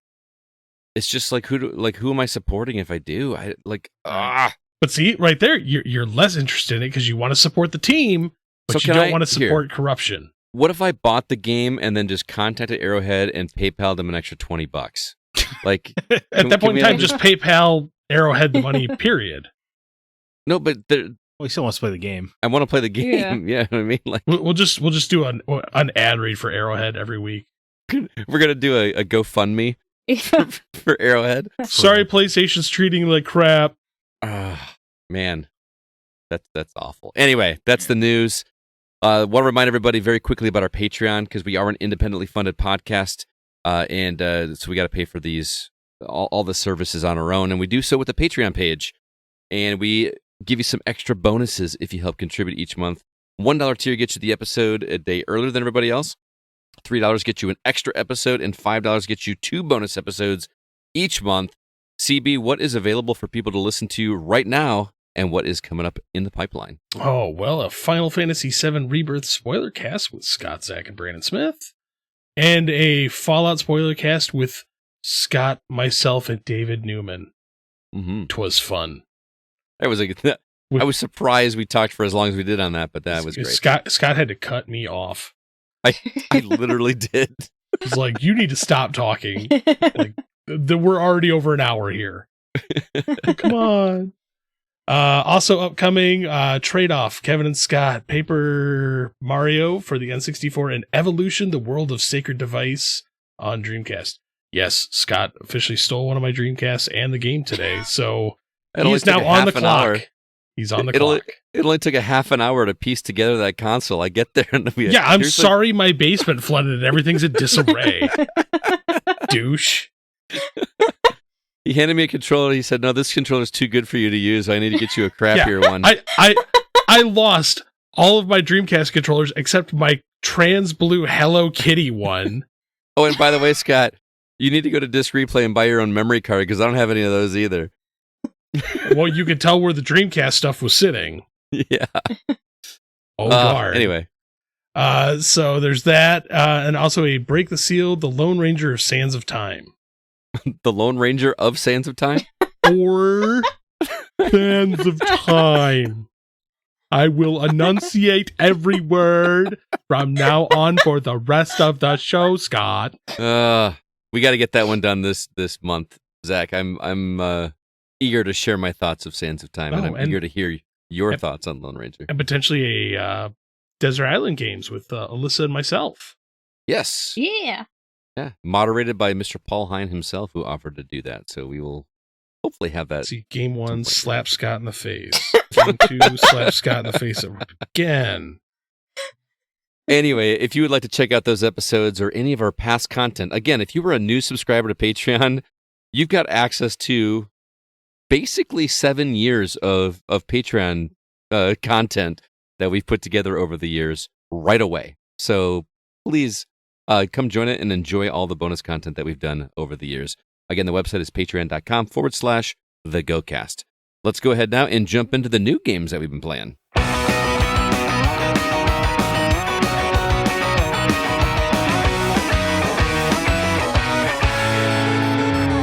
All right, Zach, what is new on the horizon for people to check out? The Homeworld franchise makes its grand return with Homeworld 3 on PC May 13th. Build your own fantasy kingdom with Fabledom on PC May 13th. After suffering a short delay, but finally, Braid Anniversary Edition releases to all consoles and PC May 14th. Give Jonathan Blow some money. I don't normally put early access games on here because that's not their full release, but I had to make an exception, just fully letting my bias through for The Rogue Prince of Persia, coming to PC early access on May 14th. Boy, if only I had a Steam Deck. You can watch you can have an ancient Japanese legend fight a eldritch god in Musashi vs. Cthulhu, coming to all consoles on May 16th. It just basically looks like One Punch Man, by the way. It does, yeah. Yeah. Like it looks like a cell phone game, but the concept is hilarious to me. Mm-hmm. It's a pretty good concept. Ghosts of Tsushima gets its PC port with a director's cut on May 16th. Lorelei and the Laser Eyes might have the most fun name of the week. It's coming to Switch and PC May 16th. And then Read Only Memories Read Only Memories Neurodiver coming to PS5, Xbox Series consoles, Switch, and PC May 16th. I have no idea what that game is. You've Alyssa watched game. the trailer? No, I don't even think it's the trailer makes no sense as to what that game is at all. It's all over the place, yeah. CB, what are you excited about on this list here? Oh, well, since I have this beautiful new PC to play with, Lorelei and the Laser Eyes. Really? Dude, that looks like a fun little puzzle game. I thought it looked. I was impressed by the art style. Yeah, it had a nice like style it. to it, yeah. Yeah. That game Gorgeous. looks fun. But I'm also going to buy Ghosts of Sushi Nuts. Are you? Oh, really? You're gonna? Dude, a game like that could like really push a PC. Yeah. Plus Kurosawa mode still. I would be interested in coming over and seeing how that looks. It's probably going to happen. Isn't Kurosawa mode just black and white? Yeah. Yeah. It is. I love Akira Kurosawa. Yeah. But the blood is still red, right? Is that right? It wouldn't be in a Kurosawa film. No, it's just black and white. Oh, is it? Okay, Yeah. I didn't know. I've never played. If you're including red, then you're Frank Miller. That's true, yeah. And, anyway. yeah. I'm not much like Frank Miller, but I am like Kurosawa because I make mad films. Okay, I don't make films. But if I did, they'd have a samurai. It's been 1 week since you tried that joke. Oh, God. It just gets worse. But there's two of them. Ghost of Tsushima, yeah, I've actually been wanting to play that again. The Chine chicken. You have a drumstick. Your main sounds. X-Files with no lights on. Alan Bay's on. I hope the Smoky Man's in this one.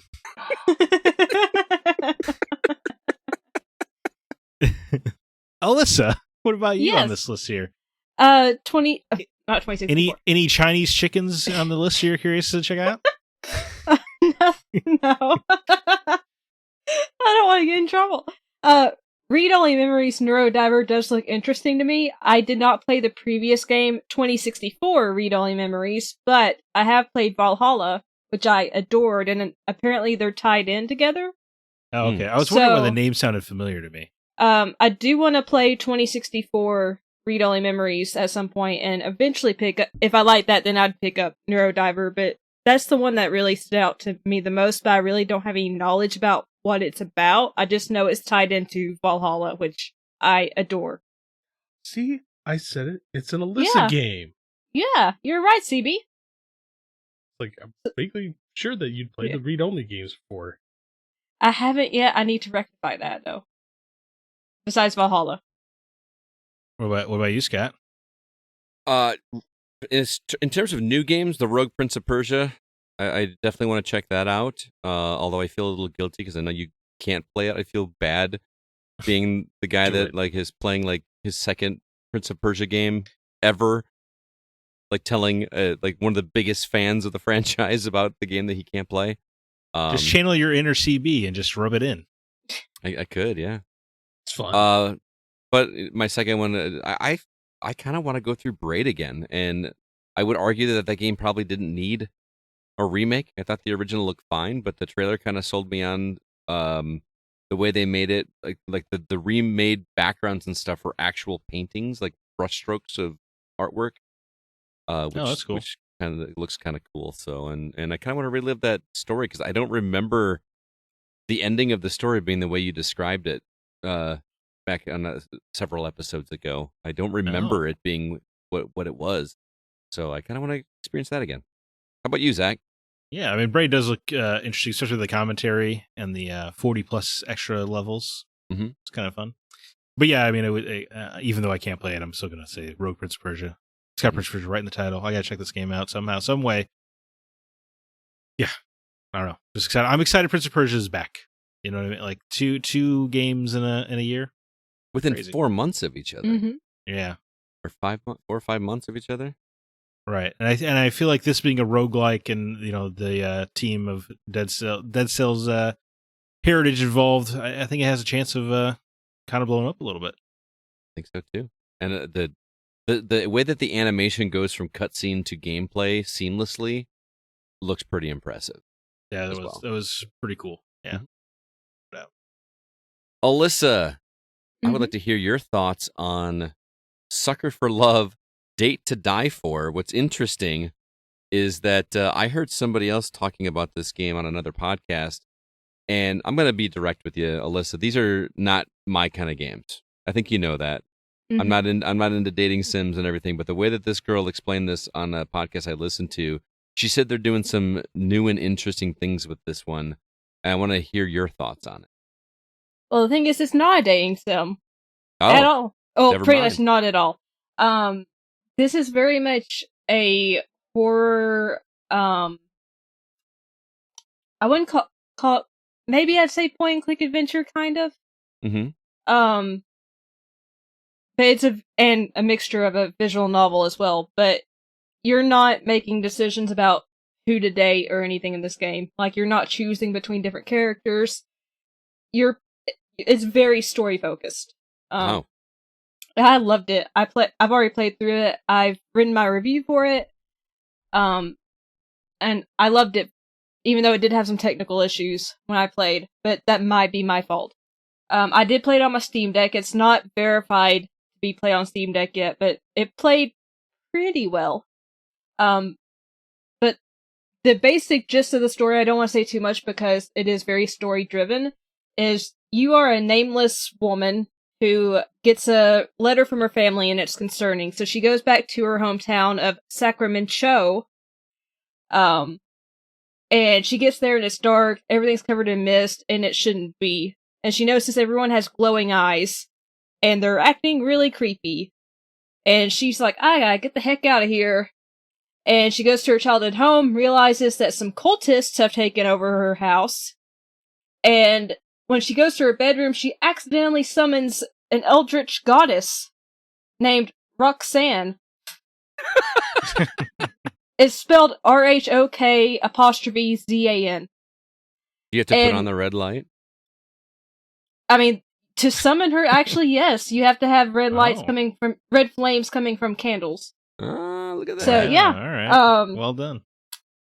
And Roxanne is the goddess of lust and fertility in this world. She has, I forget how many children, it's in the thousands upon thousands. Whoa. And at first she's like, why are you not affected by the Sacramento stare? Because this all started because of her. She had pure intentions, but things went crazy because everyone was driven insane by lust because of her appearance on the planet. But luckily, your character is asexual, so you don't feel it. You are the only person that can save the world. Because you have no desire.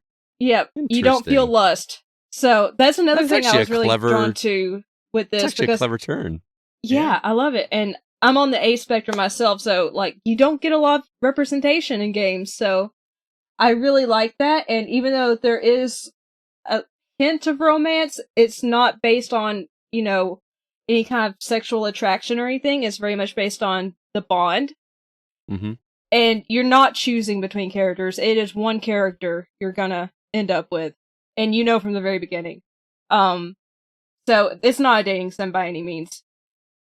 But I really love the fact that there was an asexual character, and that was their strength. Like, they're the only person that can save the world because, or pretty much, I'm sure there were other people in the universe, but this is the only person that was able to make contact with Roxanne and, figure out that you need to do these occult rituals, which you do in the game. You have to go around your house, pick up ingredients, and then chant a ritual, to stop the cult. So if you're sensitive to that kind of stuff, be aware you do have, I don't think they're actual rituals. I don't think you're actually going to be doing any kind of like magic, but if you're sensitive towards that, be aware that this game does have occult themes. But if they are actual rituals, it's also educational. Mm-hmm. I mean, I may have summoned some stuff and I don't realize it. Yeah, you may have doomed us all and not even known. Yeah. But to find the ingredients in your house, I mean, you have to go through your house, and the game has jump scares, which I found out how to avoid the jump scares, but I'm not going to tell you guys how to avoid it if you want to play it, because that's the fun part, is figuring out how you avoid them. But yeah, I mean, you have to open doors, and, someone might jump out and game over. You have to restart from the last checkpoint, or you might get chased by someone. So there's always this tension, because you're never safe, really, unless you're in your bedroom with Roxanne. And even then, there's one certain point where you're not. But I'm intrigued now. Yeah, it was. I didn't expect it to be that kind of game, but I loved it for that reason. That it's not a dating sim. It's very much a horror game where you're going around. You have point and click kind of elements. Very story driven. A unique twist on the story. The aesthetic reminded me of anime from the 90s. Mm-hmm. The visual aesthetic, I love that as well. And there are multiple endings. You do have to get the true ending of every chapter to complete the game, but it's so much fun to play that I actually, even though I got the true endings, went and got the bad endings as well, just to see what would happen. Love the game. The only gripes I had were technical issues. I played on Steam Deck again. It's not verified yet. But this is an issue that is on PC as well. They just released a patch for it, but my game froze quite a bit. It freeze for, it freeze and I'd have to go to click the main menu button, go back, reload a checkpoint. But then my console froze twice completely. Just black screen. Couldn't push the Steam home button, wouldn't do anything. Pushed every single button on the Steam Deck, would not do a thing. So I just have to turn the Steam Deck off, turn it back on, reload the game. Has that gotten better since the patch? I don't know about that part. And I haven't checked. The patch was just released yesterday or the day before for the freezing issues for in-game. Mm-hmm. I don't know about if you play on Steam Deck, you might still come across console freezing. And also, if you're an achievement person, right now they're bugged. I should have gotten 10 out of 11 achievements. There's one achievement that was hard to get. I only got 5 because it just didn't want to register that I did those things. So if achievements are something you're concerned about, be aware that they may not pop even if you do what you're supposed to do. At this point, I'm sure they'll patch it.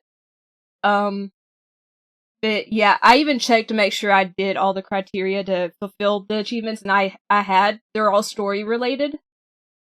I'm just like, well, I didn't get the achievements.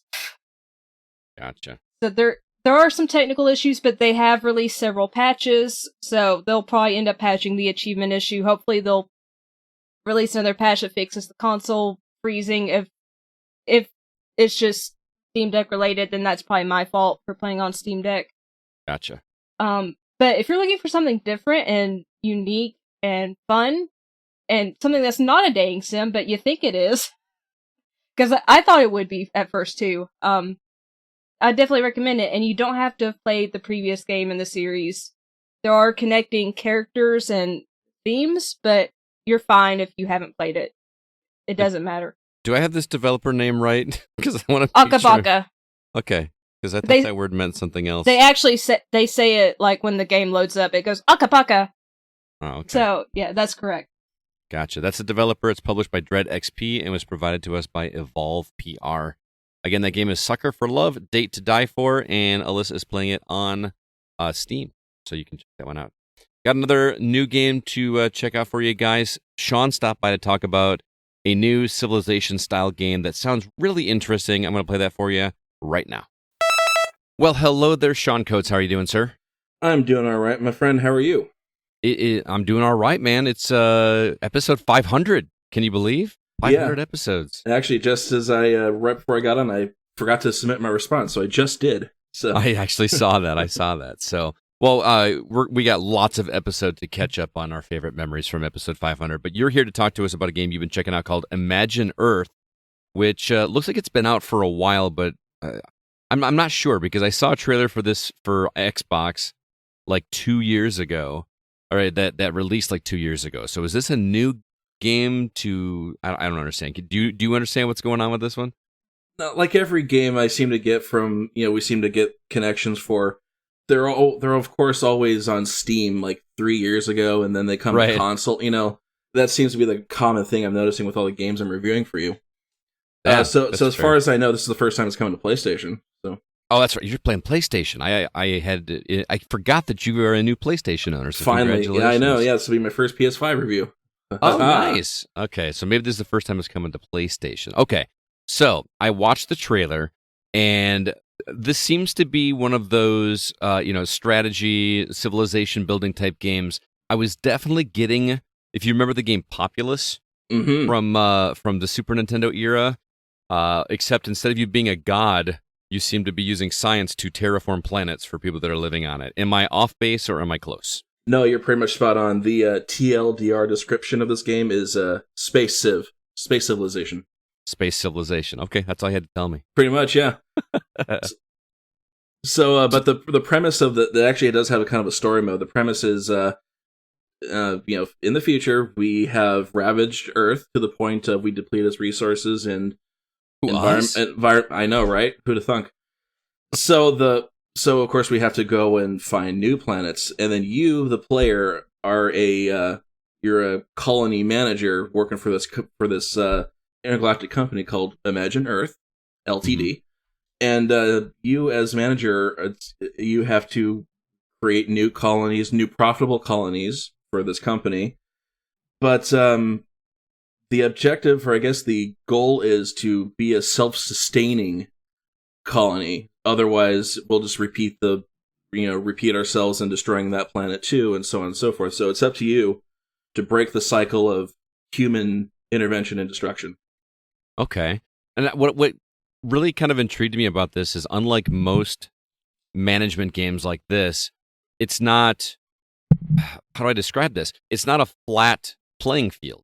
No, it feels like you're actually revolving a globe around and manipulating the environment and causing land to form and creating rivers and things as you're spinning around this globe, which is just kind of a fun way to do it.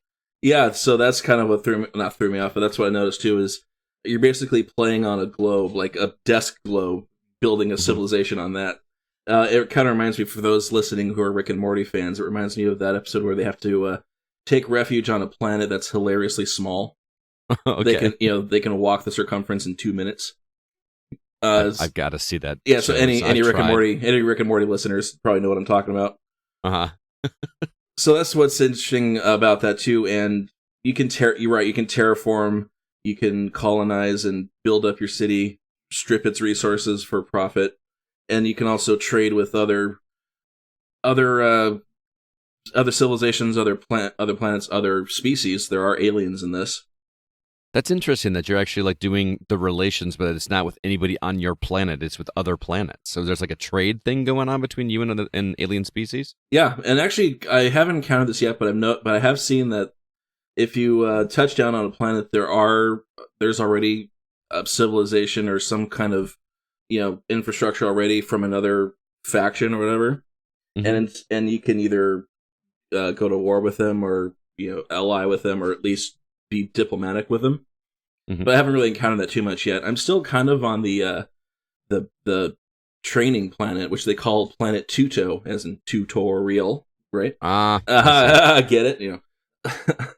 So I haven't really gone down too far in this game yet, sadly, because as I've mentioned to you in text, this game has crashed on me a few times.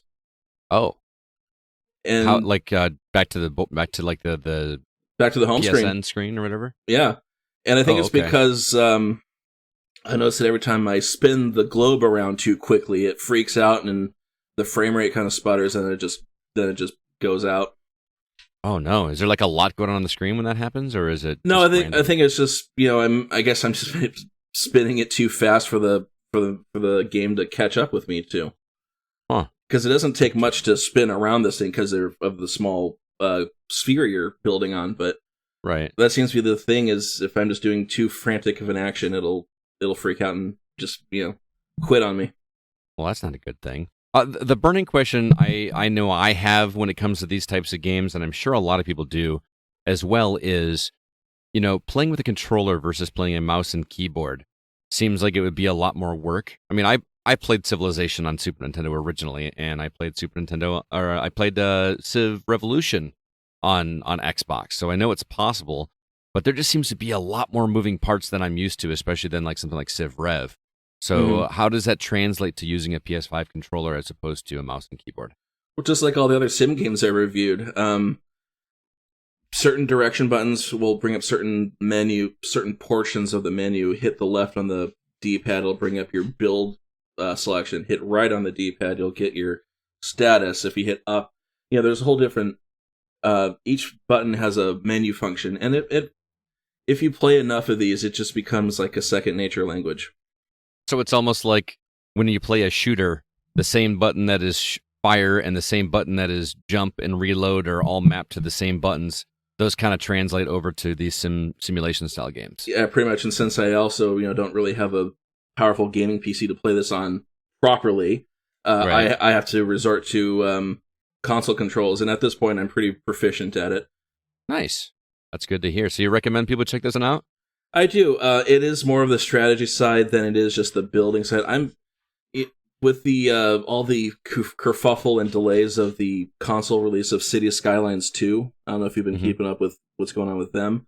They had a pretty botched PC launch, Cyberpunk level status, so they had to delay the console release, and I'm still patiently waiting for that. But in the meantime, so I'm trying to find other building sim games to kind of bide my time, but I haven't really found that yet of a pure City Skylines variety.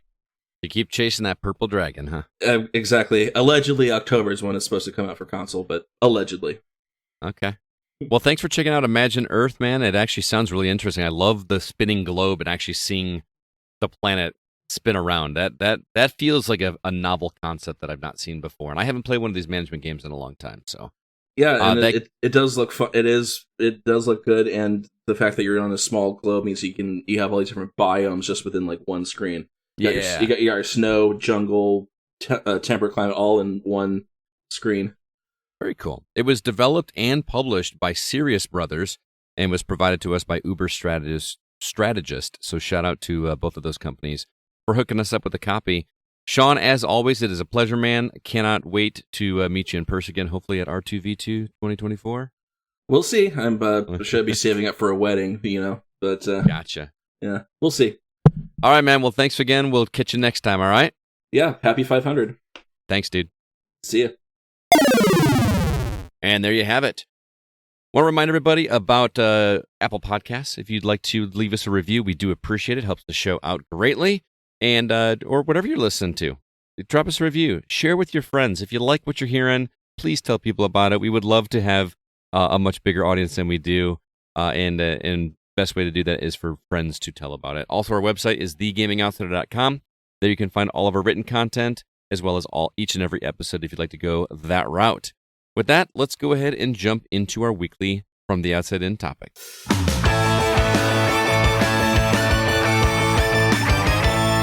Can you believe that this is our 500th episode of The Gaming Outsider?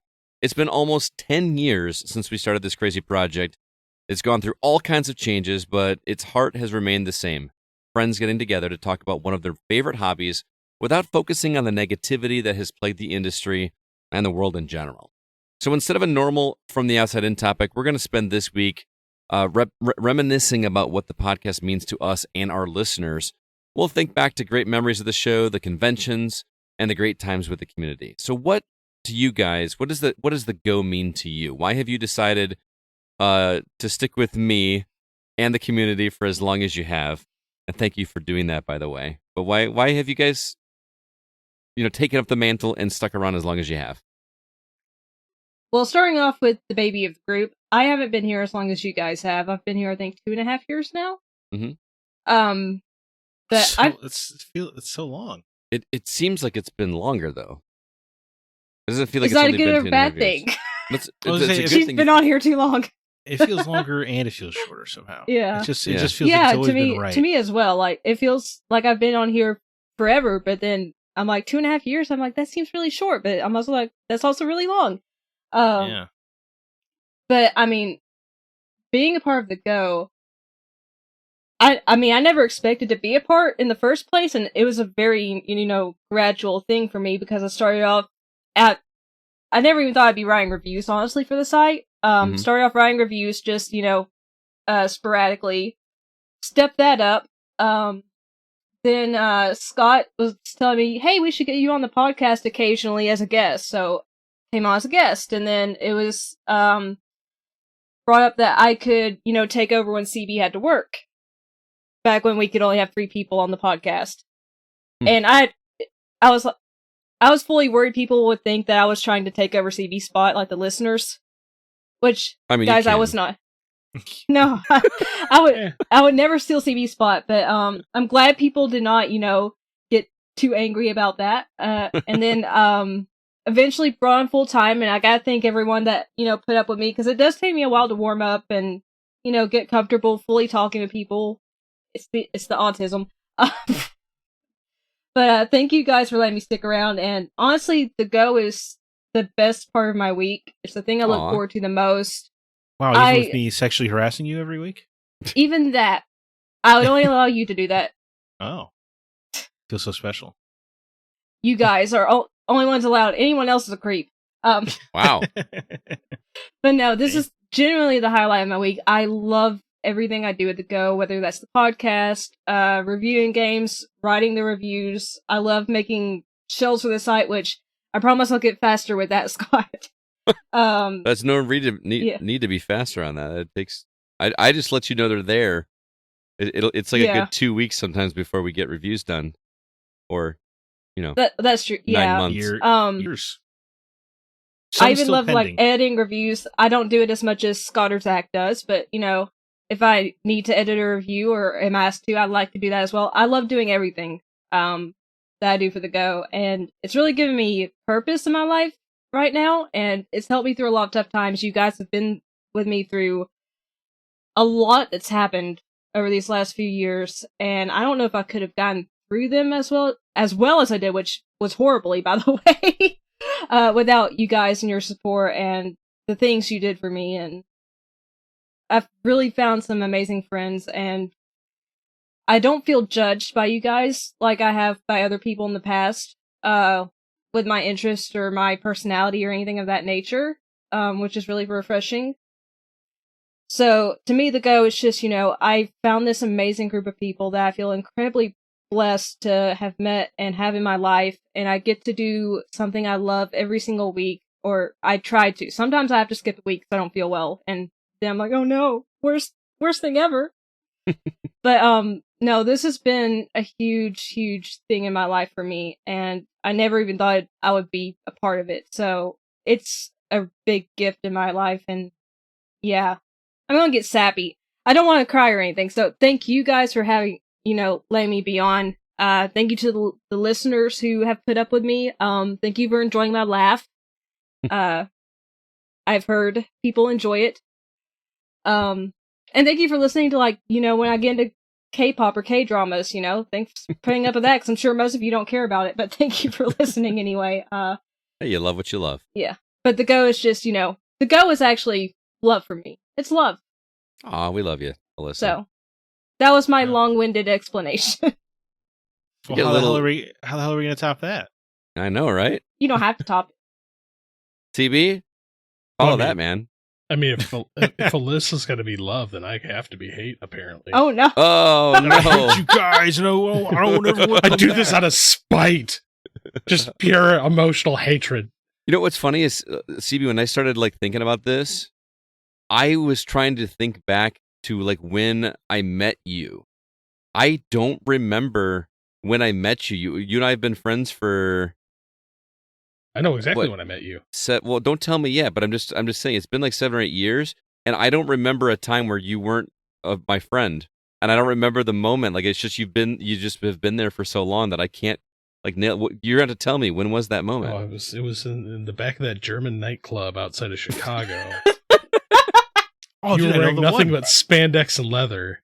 Oh my! No, seriously though, what was it? It was Nate's basement. Nate's basement. Was there also spandex and leather going on there? Well, I was wondering that as well. The creepy toilet that didn't have walls, that if you had to go pee, people could watch you. What the hell's going on in Nate's basement?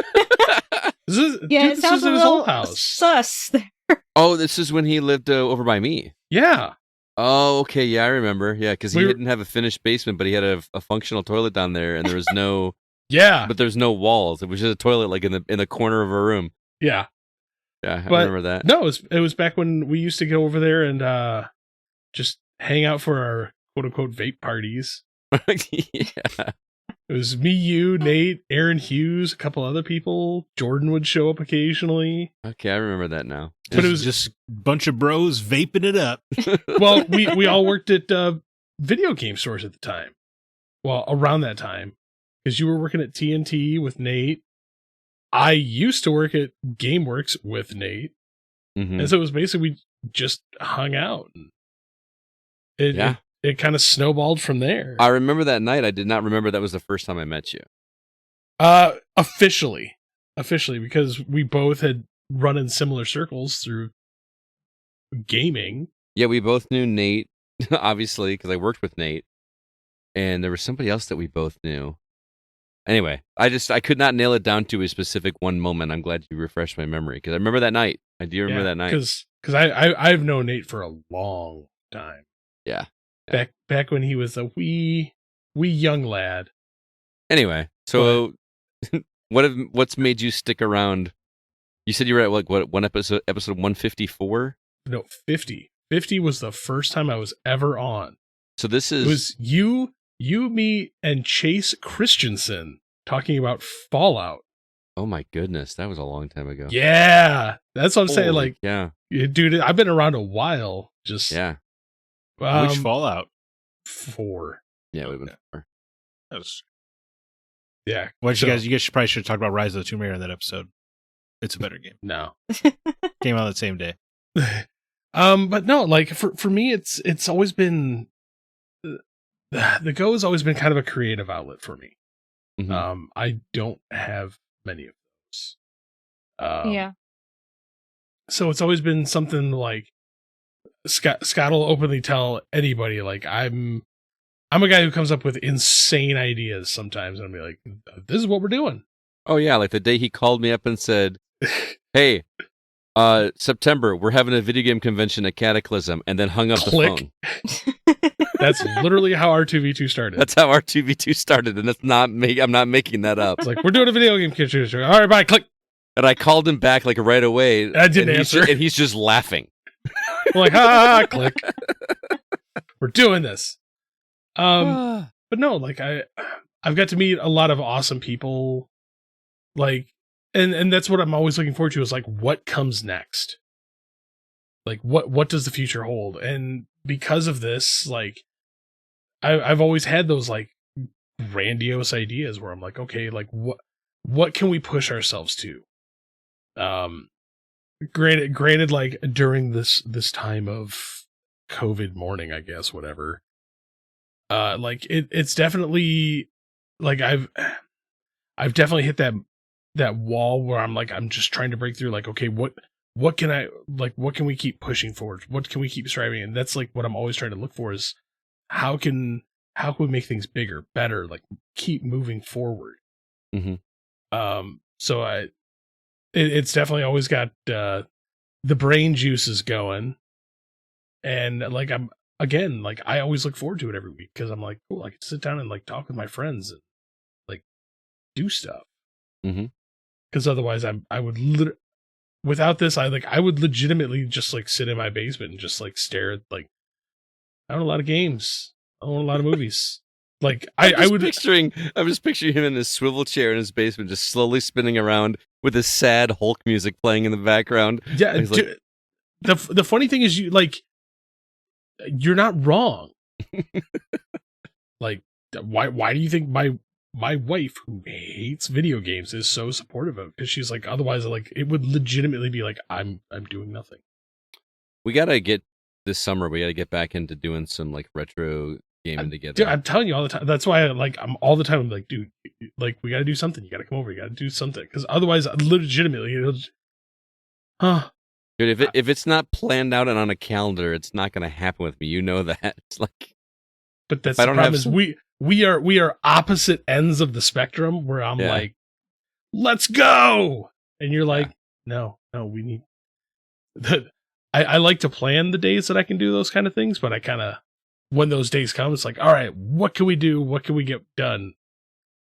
I don't like to plan things last minute, like date wise, but I'm always like, when we get to those days, I'm like, yeah, we'll do everything.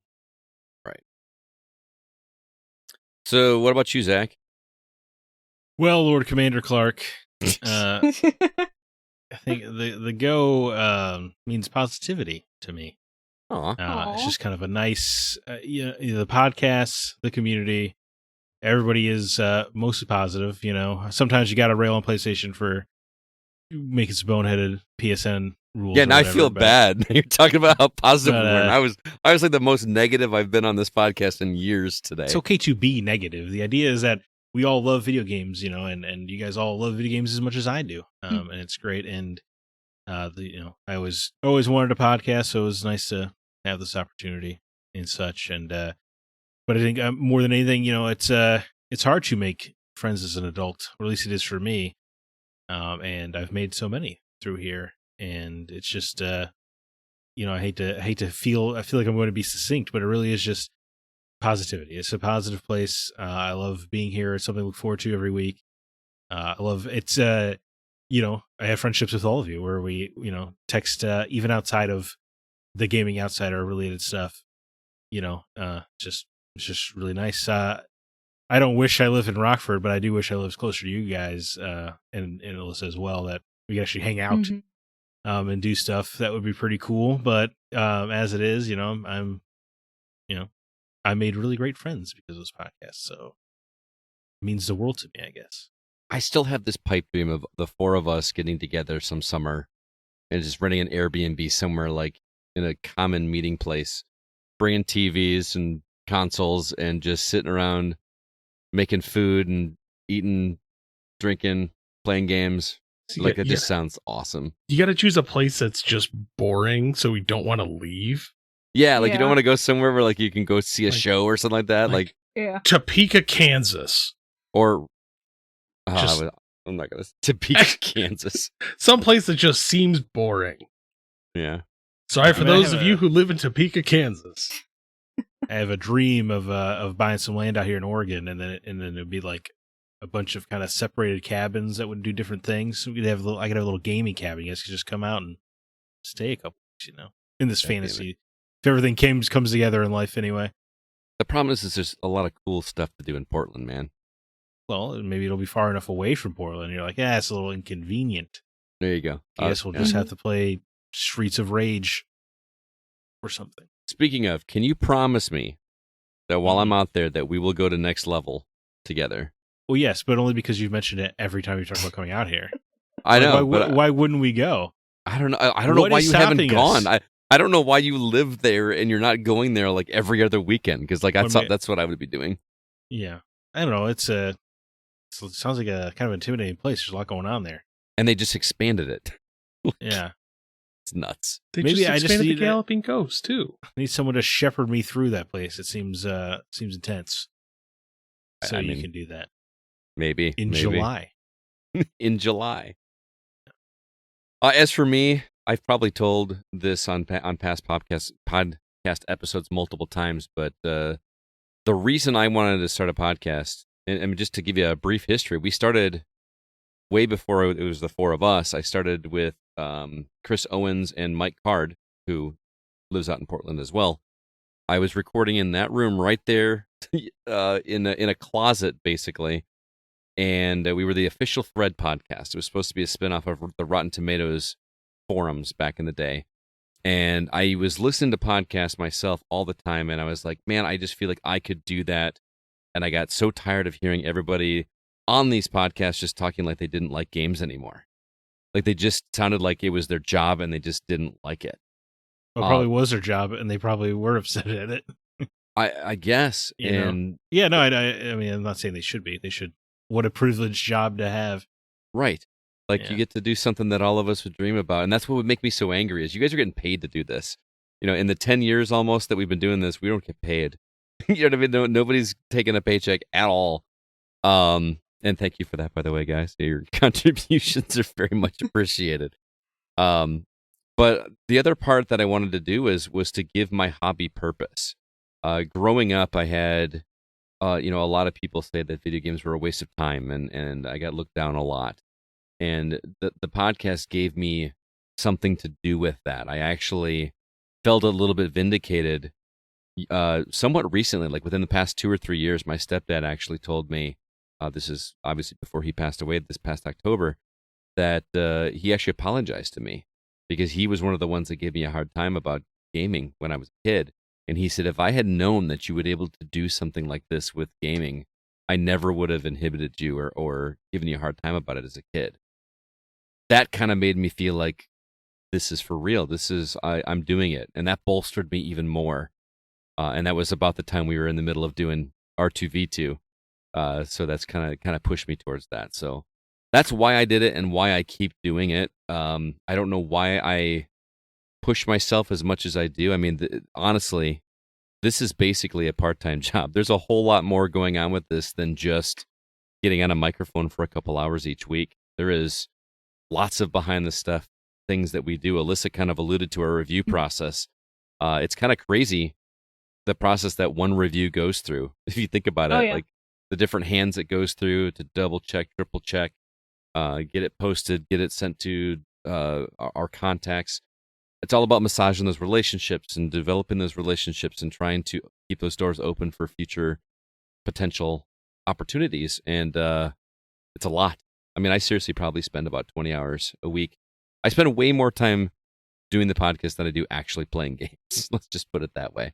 So, but that's why I keep doing it. It gives this hobby purpose for me. I actually struggle thinking back to a time where I sat down and just played games just purely because I enjoyed them, not because I was looking for something to talk about on the show. You know what I mean? Or because I was writing a review about a game. Mm-hmm. That era feels a little bit foreign to me.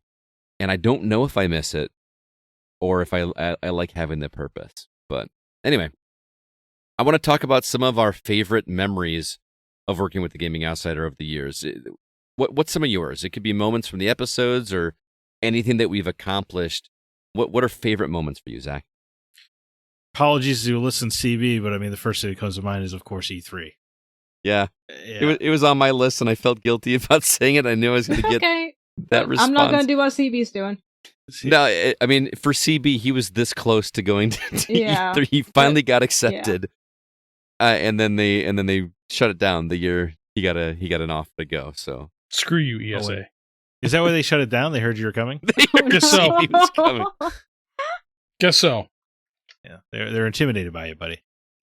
Yeah. E3 is incredible. I've never been to California, and it was nice to fly out there and cover something. And yeah, it was just me and Scott out there, but it really felt like I don't know. It felt like it was fulfilling the fantasy of being a journalist, running around, covering all that stuff and meeting folks and taking notes on my little notepad and. The only person in the entire convention taking notes by hand. Yes, that's absolutely true. Yeah. And then rushing back, and barely having time to eat, all that good stuff. It was cool, man. I just I felt alive in a way I've just never felt since. That was on my list too, dude. And just how exhausting it was, but good exhausting. Like we'd go back and then we'd sit there and just like recap, just like kneecap to kneecap. Me sitting on my bed, you sitting on your bed with a microphone in between us, was great. That was so much fun. Outrageous amounts of Taco Bell. Yeah, it's like all we ate. People were so mad at us. You went all the way to LA and had Taco Bell. Watching high-speed chases outside your bedroom window. Yeah, right. Yeah. There was a high-speed chase that ended right outside our apartment. I wanted to try random places. Okay, you needed a chain, and the king of chicken fingers. Taco Bell is the best chain. So. Well, we did try to. Remember, we did try to go out to a non-chain, and that didn't turn out so good. Yeah, we got to keep trying. We got to keep trying. Yeah, that was great. I mean, throwing, even though I am very removed from it, the idea that we threw conventions is crazy. Speaking of accomplishments, yeah, just think about that.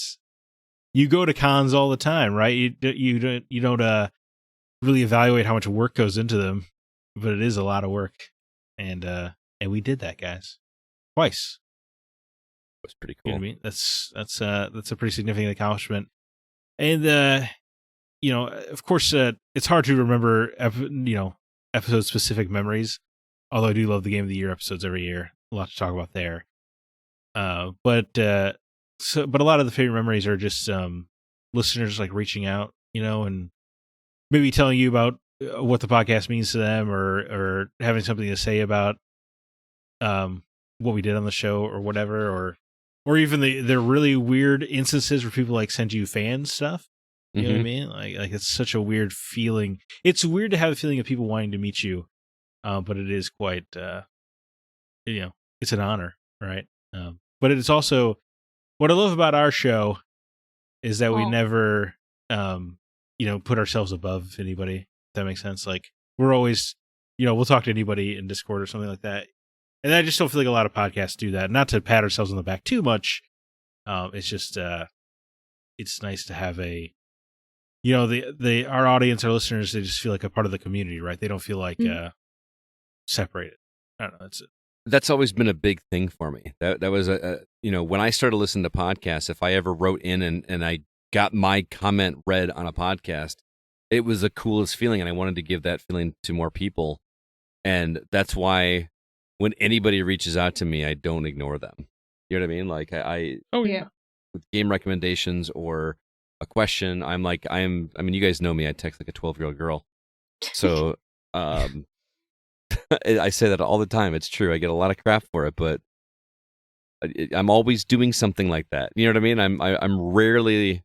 I know I talk about TikTok a lot, but I'm rarely just sitting down and like thumbing through TikTok. I am usually doing something, trying to accomplish something or talking to somebody, and I think that means a lot to people when they get to actually interact with the people that they're listening to each week. So, I don't think we've ever shared this memory from E3, Zach, but the No, camera. you're finally gonna tell them about our dirty deeds in that oh my God. LA hotel room. So You perverts. see, this is back before. I feel can't like believe you could almost just leave the story there. What he's saying, the camera, you perverts. yeah. And there's a lot of imagination to run I mean, wild with that. we had smartphones at the time, so it's not like we needed a digital camera, but CB loaned us a digital camera, and then we decided to leave him, nothing of us, to be clear, But, sure, definitely prove not. that wrong, Scott. We did some Google searching and took pictures of what we found on Google on his camera, just like interspersed in the middle of all the pictures we took, and then just gave him the camera back. Of male anatomy, to be specific. Yes, and apparently his mom found it. Yep. So that was but we never told him. We just like wanted to let it happen. Like, hey, dude, we need these pictures like uploaded to a file or something. And his mom found it before he did. So was man, she that impressed, was CB, with the No. size or the girth? Or? No, there was a very long, angry conversation. Oh, that was funny. There's seems worth it to me. I thought it was great. Dude, I still have the video on my phone of when you and I took like a tour of that first apartment we rented first time to E3. This outlet that's near the ceiling. Yep, because it was like a former barber shop, and I mean, I still have that. Sorry, go ahead. I'm sorry.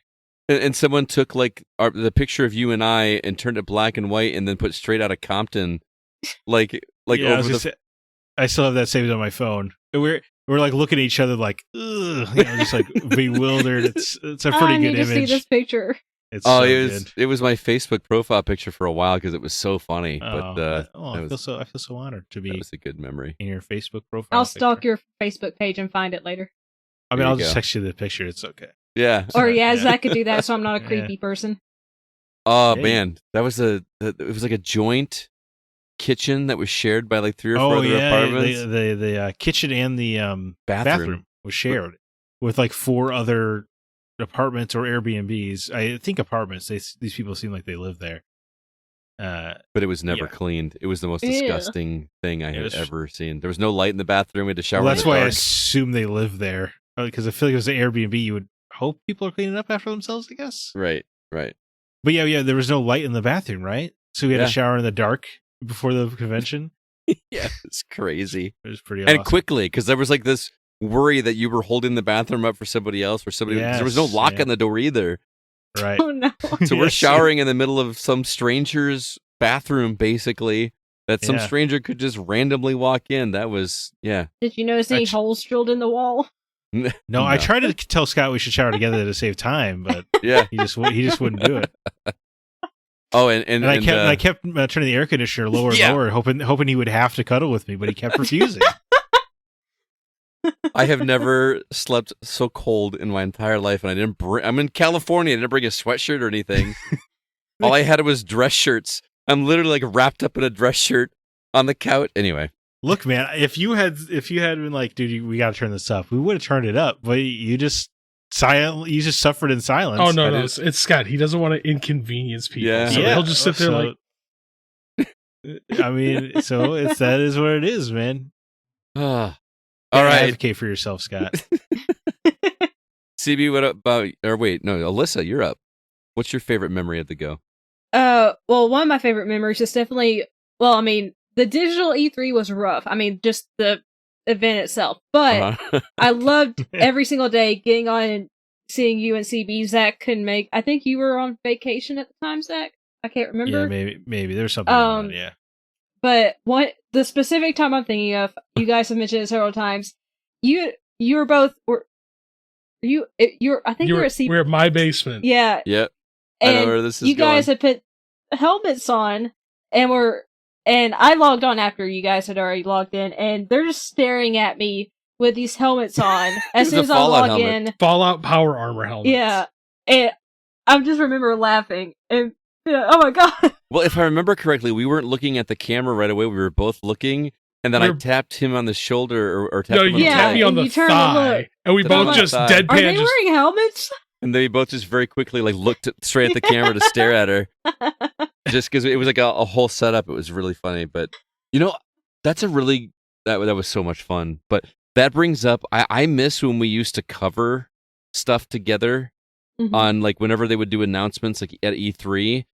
We would get online and I would be posting in Facebook, on Discord, and on Twitter every trailer as it dropped. And it was definitely hectic, but it was fun. It was E3 so much was fun. our sweeps week. Yeah. Yeah, right? Yeah. It was so much fun. Just like it was maddening, like trying to keep up. Like it was just for sure. insane. One of us, one person would find the link on YouTube. I would put the link in the shell with the trailer and do like a small write up. And then I'd be one like person would be copying watching the link. the trailer, like like two of us weren't watching trailers really. One person was. One person. We were all watching the trailers live, but one of us was scouring the internet trying to find the quickest uplink, which was funny because sometimes they'd be like in Portuguese or Spanish. Yeah, exactly. Yeah. And then just feeding it to the other two. I'm like, Scott, you're in charge of Discord and Facebook. Alyssa, you've got the website. I took the Twitter. website, and then someone else had social media. Yep. And the other person was finding the trailer. So really, we weren't actually watching the trailers in full at that time. We were like so busy. It was just around, like in the background, or if something came up that we're like, we just stop and like, I gotta watch this. Yeah. I miss those. Like if they do directs and stuff this June, can we do that again? I miss I'll that. do it Because again. Scott gets to watch me go insane in person. Yeah. We could at least just watch them together, right? Yeah. Oh yeah. I'm not sure how many people are there people coming to us for these trailers? Dude, I'll tell you right now. If like Nintendo or Sony or Xbox, we could live stream it through StreamYard and people could watch our reactions in live time too. Well, here's my reaction for everything, CB. Oh, that's cool. Yeah. That's usually mine yeah. too, to be honest. Yeah. I'm just like, oh yeah, nice. That's the thing is, Yeah. I don't feel like any of us are going to be like ripping off our headphones and jumping up and doing this like really, none viral of that stuff sensation is real human behavior. That's people playing No, it no, up 'cause no. they know they're on camera. No, Scott has watched me do it in person. for Starfield. Yeah, like Starfield, yeah, I went nuts. Like I jumped up and I was like pacing the room. Yeah, I remember that. I mean, the only time I did like fall out of my couch and onto my knees when the Nier Automata got announced. Did you? Yeah, so that's the only time that really happened because You had to pray to the god that is Yoko Taro. Yes, of course, our one true data. It was just so unbelievable that I'm like, why would they make a sequel to that? I'm happy they are, Yeah. but the first game made about $4. I don't know, man. The first time I saw gameplay footage of the Final Fantasy VII remake, that was a pretty cool moment for me. Like, because I almost didn't believe it was a reality at that point. Right. Yeah, And pretty crazy. Yeah. It's a good one. Is that back when it was CyberConnect 2? CyberConnect 2. Right, because it was a different developer originally. They were going to do it out of house. I didn't remember that. Seriously? Yeah. Wow. Dude, Like, I don't know why you would. That's insane. I remember the E3 booth, by the way, when we got to play it. Oh, yeah. And it was like... we were at the factory or the Maker Reactor. That was awesome. That was the one where we weren't allowed to take pictures inside there, I think. Which is too bad because it looked pretty awesome. I know I have pictures from outside. Yeah, outside. But... Yeah. I took pictures of the logos inside. Yeah. Anyway, CB or Alyssa, did you have any more? I'm sorry. I was just gonna say, I always love the end of the year episodes, the game of the year episodes with Grant. Always a blast. They're always usually like 3 hours long, but it's fun just to, compare each other's lists, have Grant on. He does all these stats and I'm like, I can do that. That's amazing. I'm terrible at math, so I'm in awe of Grant for, going through all the stats for like what games are placed in which order and all that. It's amazing, but it's always so much fun. And it's fun to hear what you guys games are on your list and where they place, and we always our lists are always usually so completely different, and it's just so much fun to do that episode and just start the year off with that one pretty much. Yeah, those episodes are very special. I actually had written down on my notes though, anytime Grant is on. We did actually get Grant on another episode. I think it was this year, wasn't it? Yeah. He's just too cool, and I say that all the time. He's way cooler than any of us. I'm sorry, guys. Obviously, yeah. I don't take offense to that because I'm like he's way cooler than I am. So, but yeah, he's a lot of fun. The way we do it just makes it so fun. Where we don't know the answer. Yeah, he does though, and then he asks us to predict what we think will be numbers 1, 2, and 3. Mm-hmm. Right. I think out of our group. Was that your brainchild, Scott? The idea of silently submitting our lists, and then he does the numbers. Yeah. Oh. Yeah, and then it's a great idea. Voting like 10 through 1. I thought that was fun, and then it just being because I feel like on shows you normally you kind of already know what their game of the year is going to be just the way they talk about it. It's almost like they lead with it, or it's in the title card of their episode or something. And I like the or Baldur's Gate 3 wins every other category. You're like, gee, I wonder what's going to be. Yeah, exactly. I mean, we've had years like that. It produces a truly unbiased opinion because there's times where it's like, yes, we all enjoyed this game. Granted, some of us liked another game more, but as a consensus. Yeah. Right, but if a game shows up on all 4 of our lists, it's pretty much going to make it near the top. You know what I mean? If it appears anywhere on that list, it's gonna make it. So that's the only flaw in that to me. But the way Giant Bomb used to do it back in the day was fun, where they would live to tape record their debates for each category. But that also makes it so like each category is an hour and a half or 2 hour discussion, so that could be a little tiring. Yeah, for people. But anyway. All right, CB, favorite memories? Oh, God, where do you want me to start? Wherever you'd like. Well, there was this time in a basement where Scott made us watch scenes of Rockstar. Oh, yeah, dude, yeah, his presentation. That was one of the funniest things I've ever experienced in my life, because this dude shows up dressed to the nines, just be like, I'm here for a presentation on the go. And here he's assembled 8 strangers together with crickets in the corner. Literal crickets, not like nobody was talking. There was actual crickets in the basement at Chad's place. Scott tried to prove to us why Rockstar is like apparently the greatest movie of all time. No, that's not what I was trying to prove. Don't you short sell yourself, sir. Yeah. Because every time you're like, Rockstar's such a great movie, man. Like, look at these clips from Rockstar. You could have mixed in any other movie, but it was all Rockstar. It was one scene. But you talked about that scene and like so many other points in the movie. Like, yeah, remember Steel Dragon? Like, oh God, the band? Rockstar. I remember being a 59-minute conversation about how cool Rockstar is, and then 1 minute at the end about the Gaming Outsiders. Are you telling me that's not accurate? That is not what happened. It's completely true. Zach and I have similar memories. It's clearly true. There was a point to showing a clip from the movie Rockstar, and when I was trying to sell you guys on joining the team. I guess you were already there. But I was trying to sell the vision of growing the Gaming Outsider and making it something bigger. Huh? Of Rockstar? Mark Wahlberg? Look, we're gonna sit down for episode 600. We're gonna all sit down and we're gonna watch Rockstar together. Dude, only if we can immediately watch Big Trouble in Little China right after. Oh my God. I need to finish that movie sometime. Because I love that movie and Scott hates it. I try to keep making him watch it, but he won't. Not to hijack CB's time, but that meeting is funny because that's back when I lived in Chicago, right? So I was only a train right away.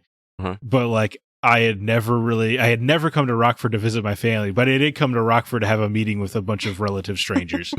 And I remember my dad was pretty offended by that. But it's all good. So I got Beefaroo, so it's all worked out. Hey, you know what? It works. So I'm gonna run down the list of like a bunch of other ones. Okay. That first episode, watching your face when I'm like, hey man, I got us an interview. That very first one, you're like, what? And I'm like, yeah, I went out and got us an interview. And you're like, who? And I'm like, John St. John. You're like, what? So that's why sometimes I love doing insane things, because watching Scott's reaction is priceless every time. Like just this look of pure confusion and terror while being excited at the same time. Yeah, so why'd you hang up the phone when you told me we were doing it? Because in my mind, I already knew the look on your face. It was literally, what? It's awesome, folks, if you ever get to experience it firsthand. Or doing a radio ad read and then driving around randomly through Rockford, papering the town, and just watching me turn deadpan to Scott, be like, yeah. What if I still have that video? The first time we heard the R2V2 commercial on the radio, we had to pull the Jeep over so we could take a video. Oh, that was a cool moment. We were, and you're not joking, we were out we were just putting posters up everywhere we could. We walked into every business on the entirety of State Street, and just asked if we could put a poster up and would you be a sponsor? And yeah, Dude, I miss the legwork. And remember going to Old Chicago for lunch every day, and like we got to know the bartender, and she's like, "Hey, how'd it go today?" And man, that was a fun summer. That was a good summer. We're doing it again. Yeah. How many dick tickets did you guys sell that week? All of them. All of them. God. Okay, that brings up another one. Doing the TV interview, walking outside, getting in the car, and looking at Scott, like, do you just realize what you said on TV? Yeah. It's like, no, what? And I'm like, you said dick tickets. And he's like, no, I didn't. And so then waiting until they broadcast at night, getting a call from Scott, he's like, I did say that. I was supposed to say you can also purchase tickets at Disc Replay. And what actually came out was you can also purchase dick tickets on live television, and they didn't edit it out because it was just like a foobar. Nate literally made a remix. Yes, yeah, he did.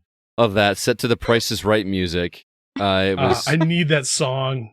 I haven't heard it, so I need to hear it. It's priceless. I will share it with you later. That entire summer was just a wild ride. Yeah, it really was, and I wanted to happen in an awesome event. And I want it to happen again. So that what's crazy is like that first R2V2. I don't remember much that happened throughout the day. I remember little pieces like somebody robbing somebody, somebody getting their feet taken pictures of while they were playing VR. I love feet. And the news showing up. That's about all I remember. That I remember Spencer winning the Switch. Yep, Spencer won a Switch. Just hanging out with. Well, speaking of which, hang on, I'm going to turn the camera for you. Oh, this is excellent radio. Yep. Yeah. Some Star Wars toys that you're showing us? Nope. Aliens. Oh, he's got some of the posters. No, the one that Zack got made and signed. It's been hanging in my office ever since. It has never been farther from when I record.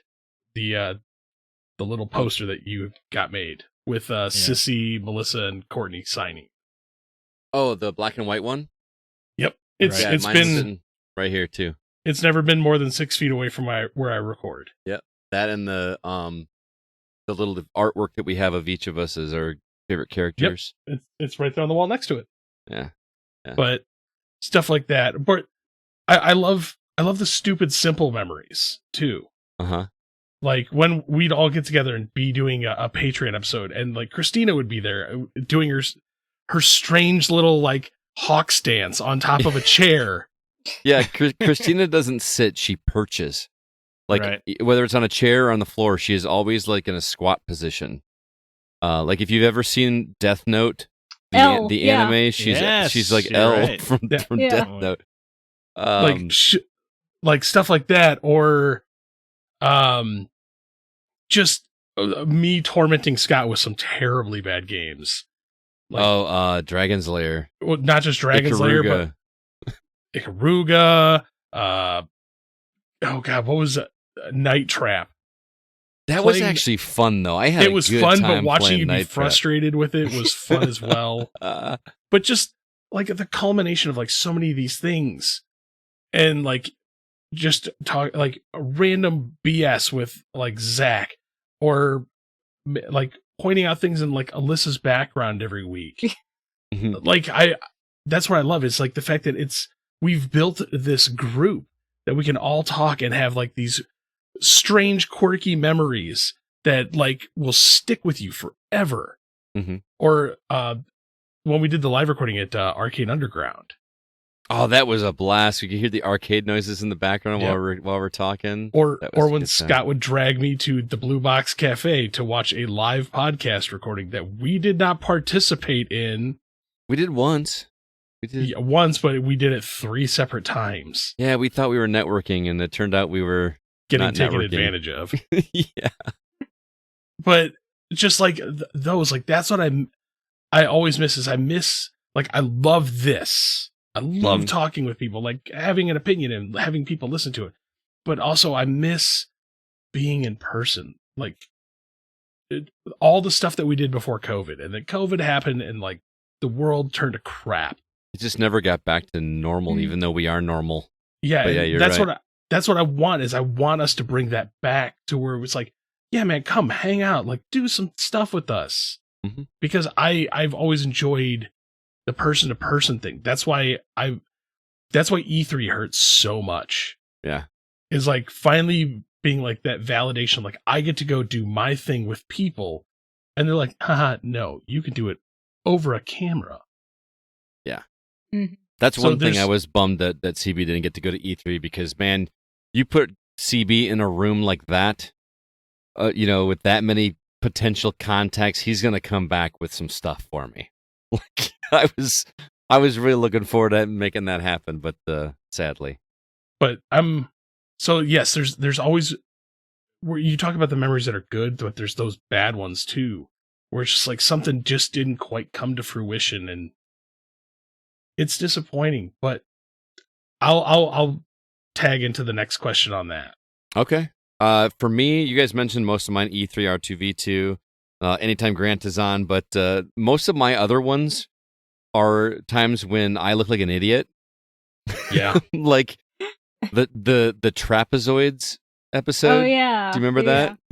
When I was trying to say what are they called? Trapezius. And I was like, you know the trapezoids. Trapezoids.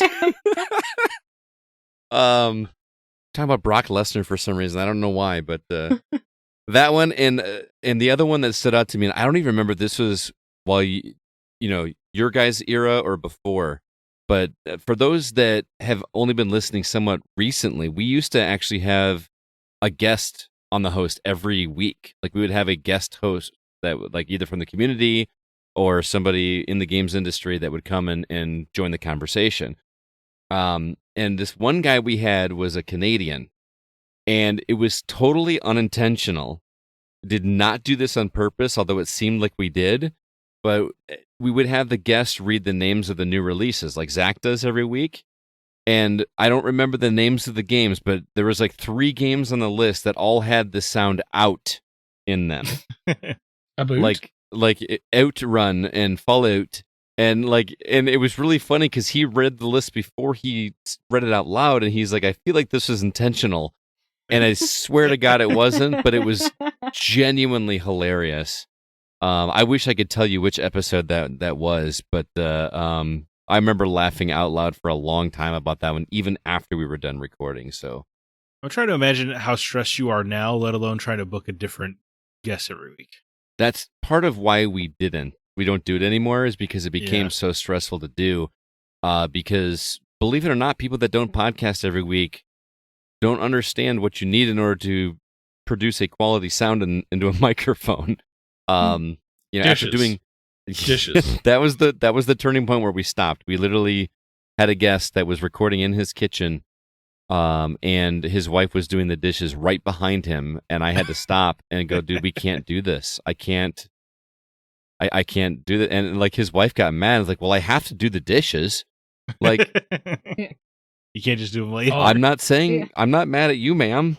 One of the first times we had Spencer on, when he was sitting in a closet and there was just like shirts hanging over his face. Yeah. As he's like holding this mic, just like, yes. But his sound was great. I was saying, but that's making an effort, right? But it was just funny to watch it happen. Yeah. Yeah, I'm not saying people who don't podcast regularly should know about the sound stuff. It's just, right. But it became a lot of time just to educate people on, like, you need a good microphone. You need you have to have headphones, because if you are coming through your laptop, we're going to hear that in the microphone, and then we're going to have something called bleed.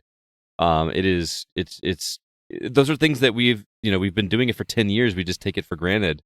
But of course, people aren't going to know that if you're not doing this every week, and it just became kind of a nightmare.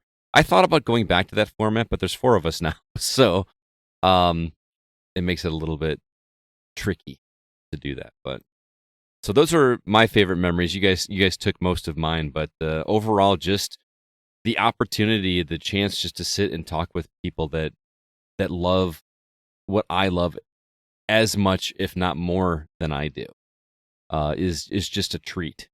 And yeah, CB, I miss the in-person stuff we used to do as much, and I haven't been avoiding you or anything. It's just, yes, you have. Don't lie. Life gets in the way, man. I swear I have something going on. Like seriously, you want to do that Make a trip with stuff? me to the mountains. Maybe I want to go. Let's do it. I can go camping. We can actually use a tent because according to you, that's not real camping if you go to a cabin with no running water or electricity. But Yeah, no, it's got to have a tent. anyway, I mean, it's basically a fancier yurt. It's not like it's not a heated. It's barely a cabin, man. It's just a bunch of logs put together and It's a cabin. Yeah, Logs put together, cabin. Anyway, so The ultimate yucker of yums. What did I tell you?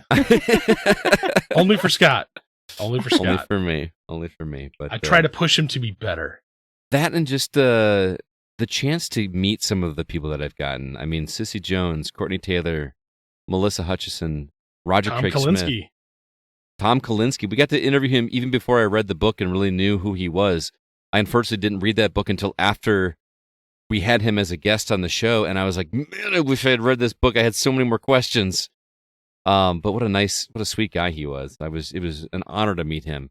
I didn't get to meet him, but I was this close to meeting Tommy Tallarico at E3. Before Got to meet Billy Mitchell. we did get to meet Billy Mitchell. I got to Walter shake Day. Sam Lake's hand. Yeah, Oh, that's awesome. Pretty cool. that was. Or Tim had Kitzrow. Warren Spector fix my computer at E3. That was pretty fun.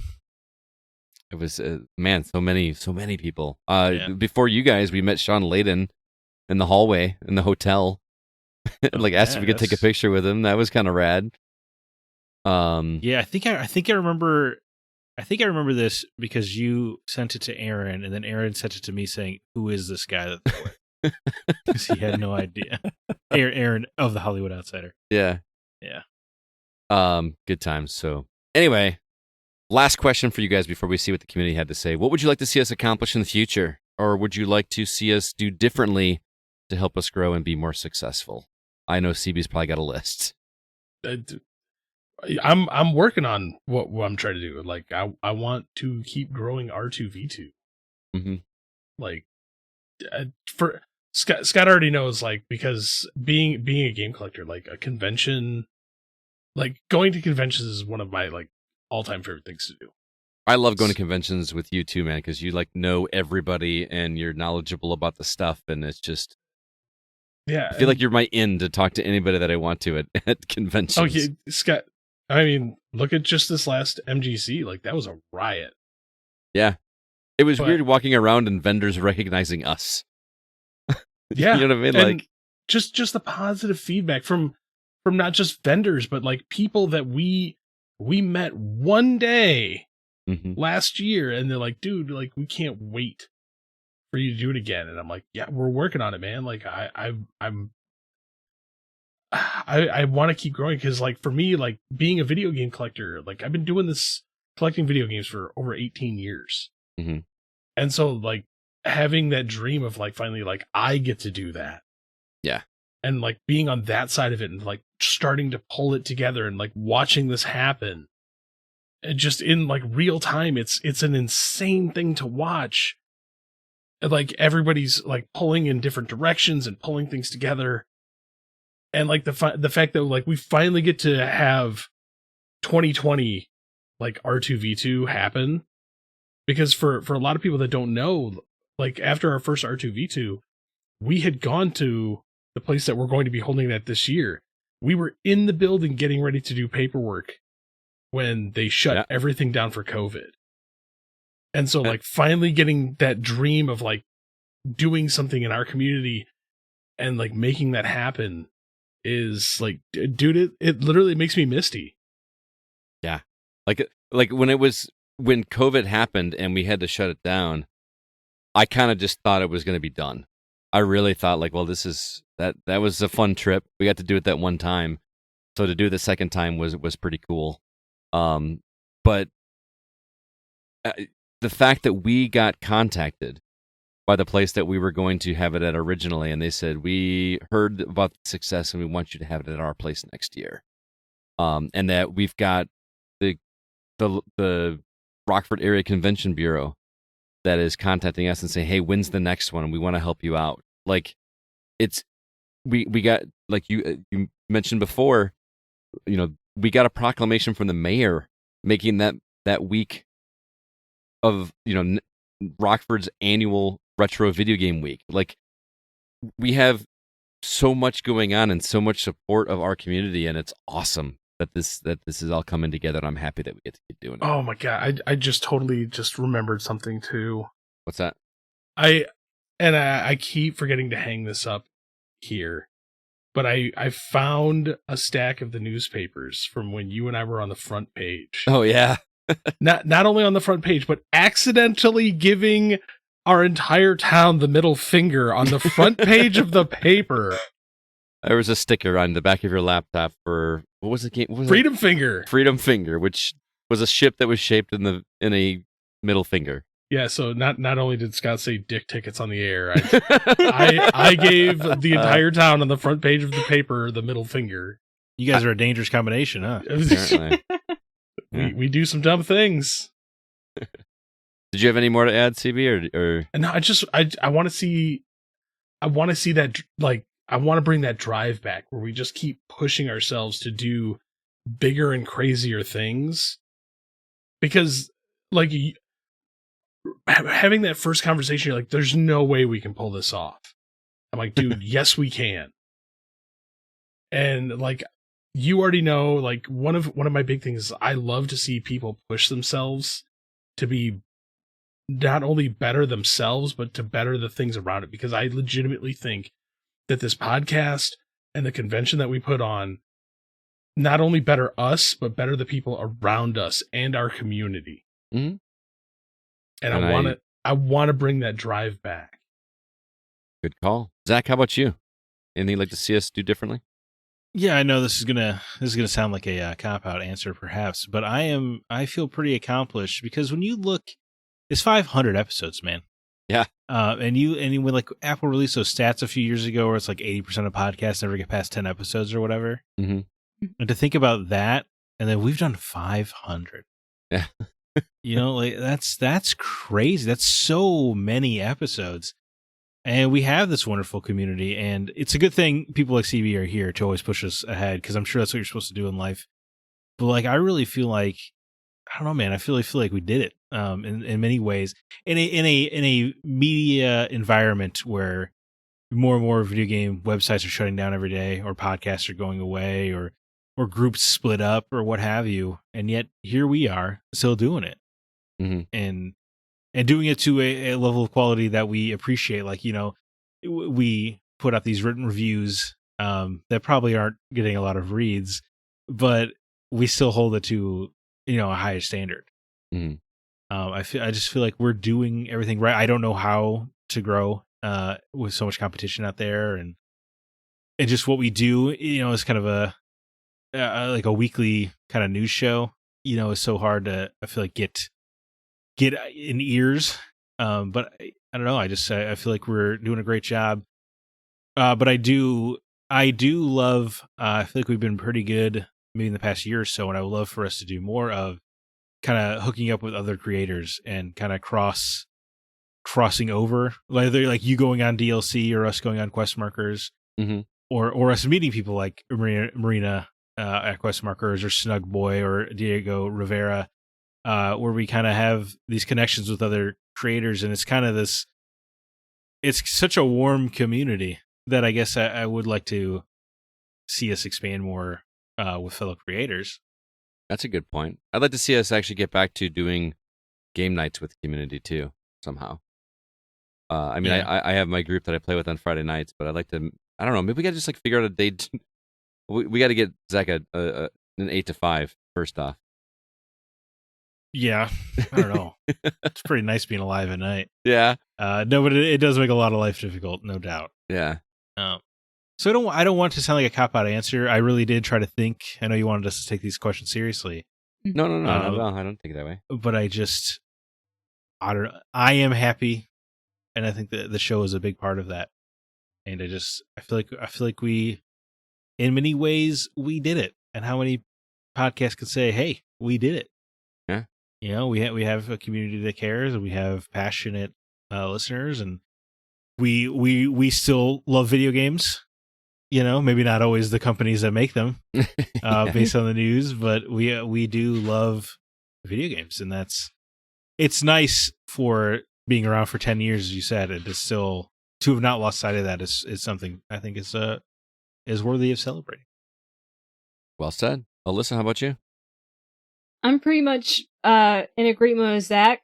I did try to think of stuff, but I'm not the what best a when it comes to cop-out. ideas. I know, a cop out. But I am proud of what we've achieved. And I mean, of course, it'd be nice if people, more people read our reviews or, more people listen to the podcast. But I think we have a really great community right now that is really supportive and they're amazing. Like, you guys listening right now are so amazing, and you're why we're here. Of course, I would love to go to R2V2, which is not going to be possible this year unless I get a sponsor.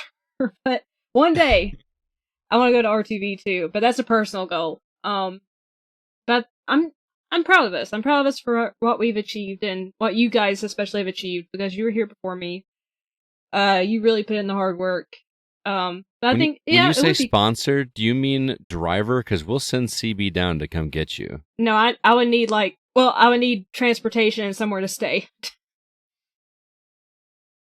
Because I don't have anyone that's willing to go with me this year, so. Gotcha. We'll talk. Yeah, I would say, Okay. Yeah, that can be figured out off the air. Yeah. Okay. Well, I do believe that. But yeah, that's just a personal one. But like Zach said, I think it'd be cool to do more kind of collabs occasionally.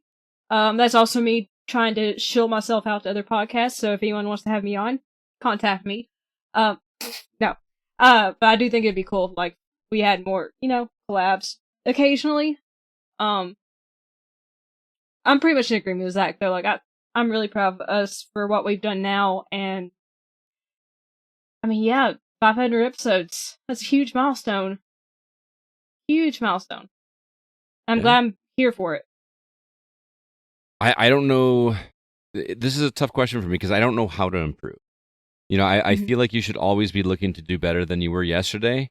I don't know what that answer is. I've started listening to a podcast that Kevin, our producer, recommended to me that talks about growing your podcast, but it is, it's all about doing a podcast for a business, for, running, to support your livelihood.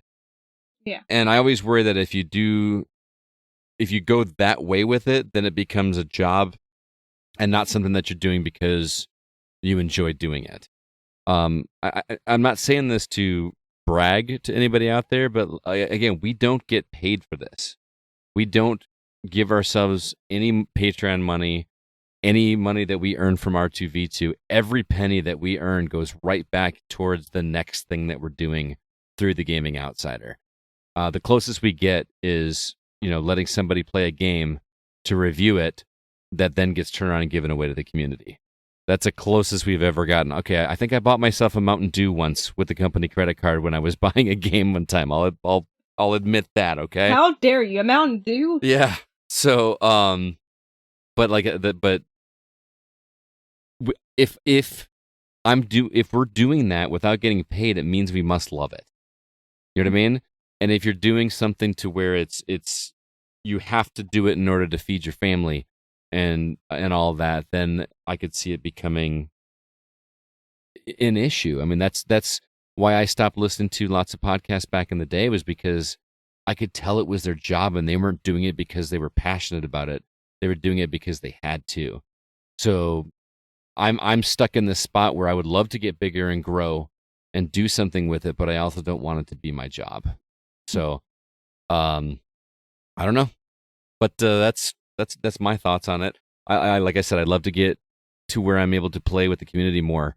The problem is that I feel like with as much work as I do with the show, my time to game at all is so limited, that like I get less and less time to play just because I enjoy it, and that's where multiplayer games are games that I play because I enjoy them.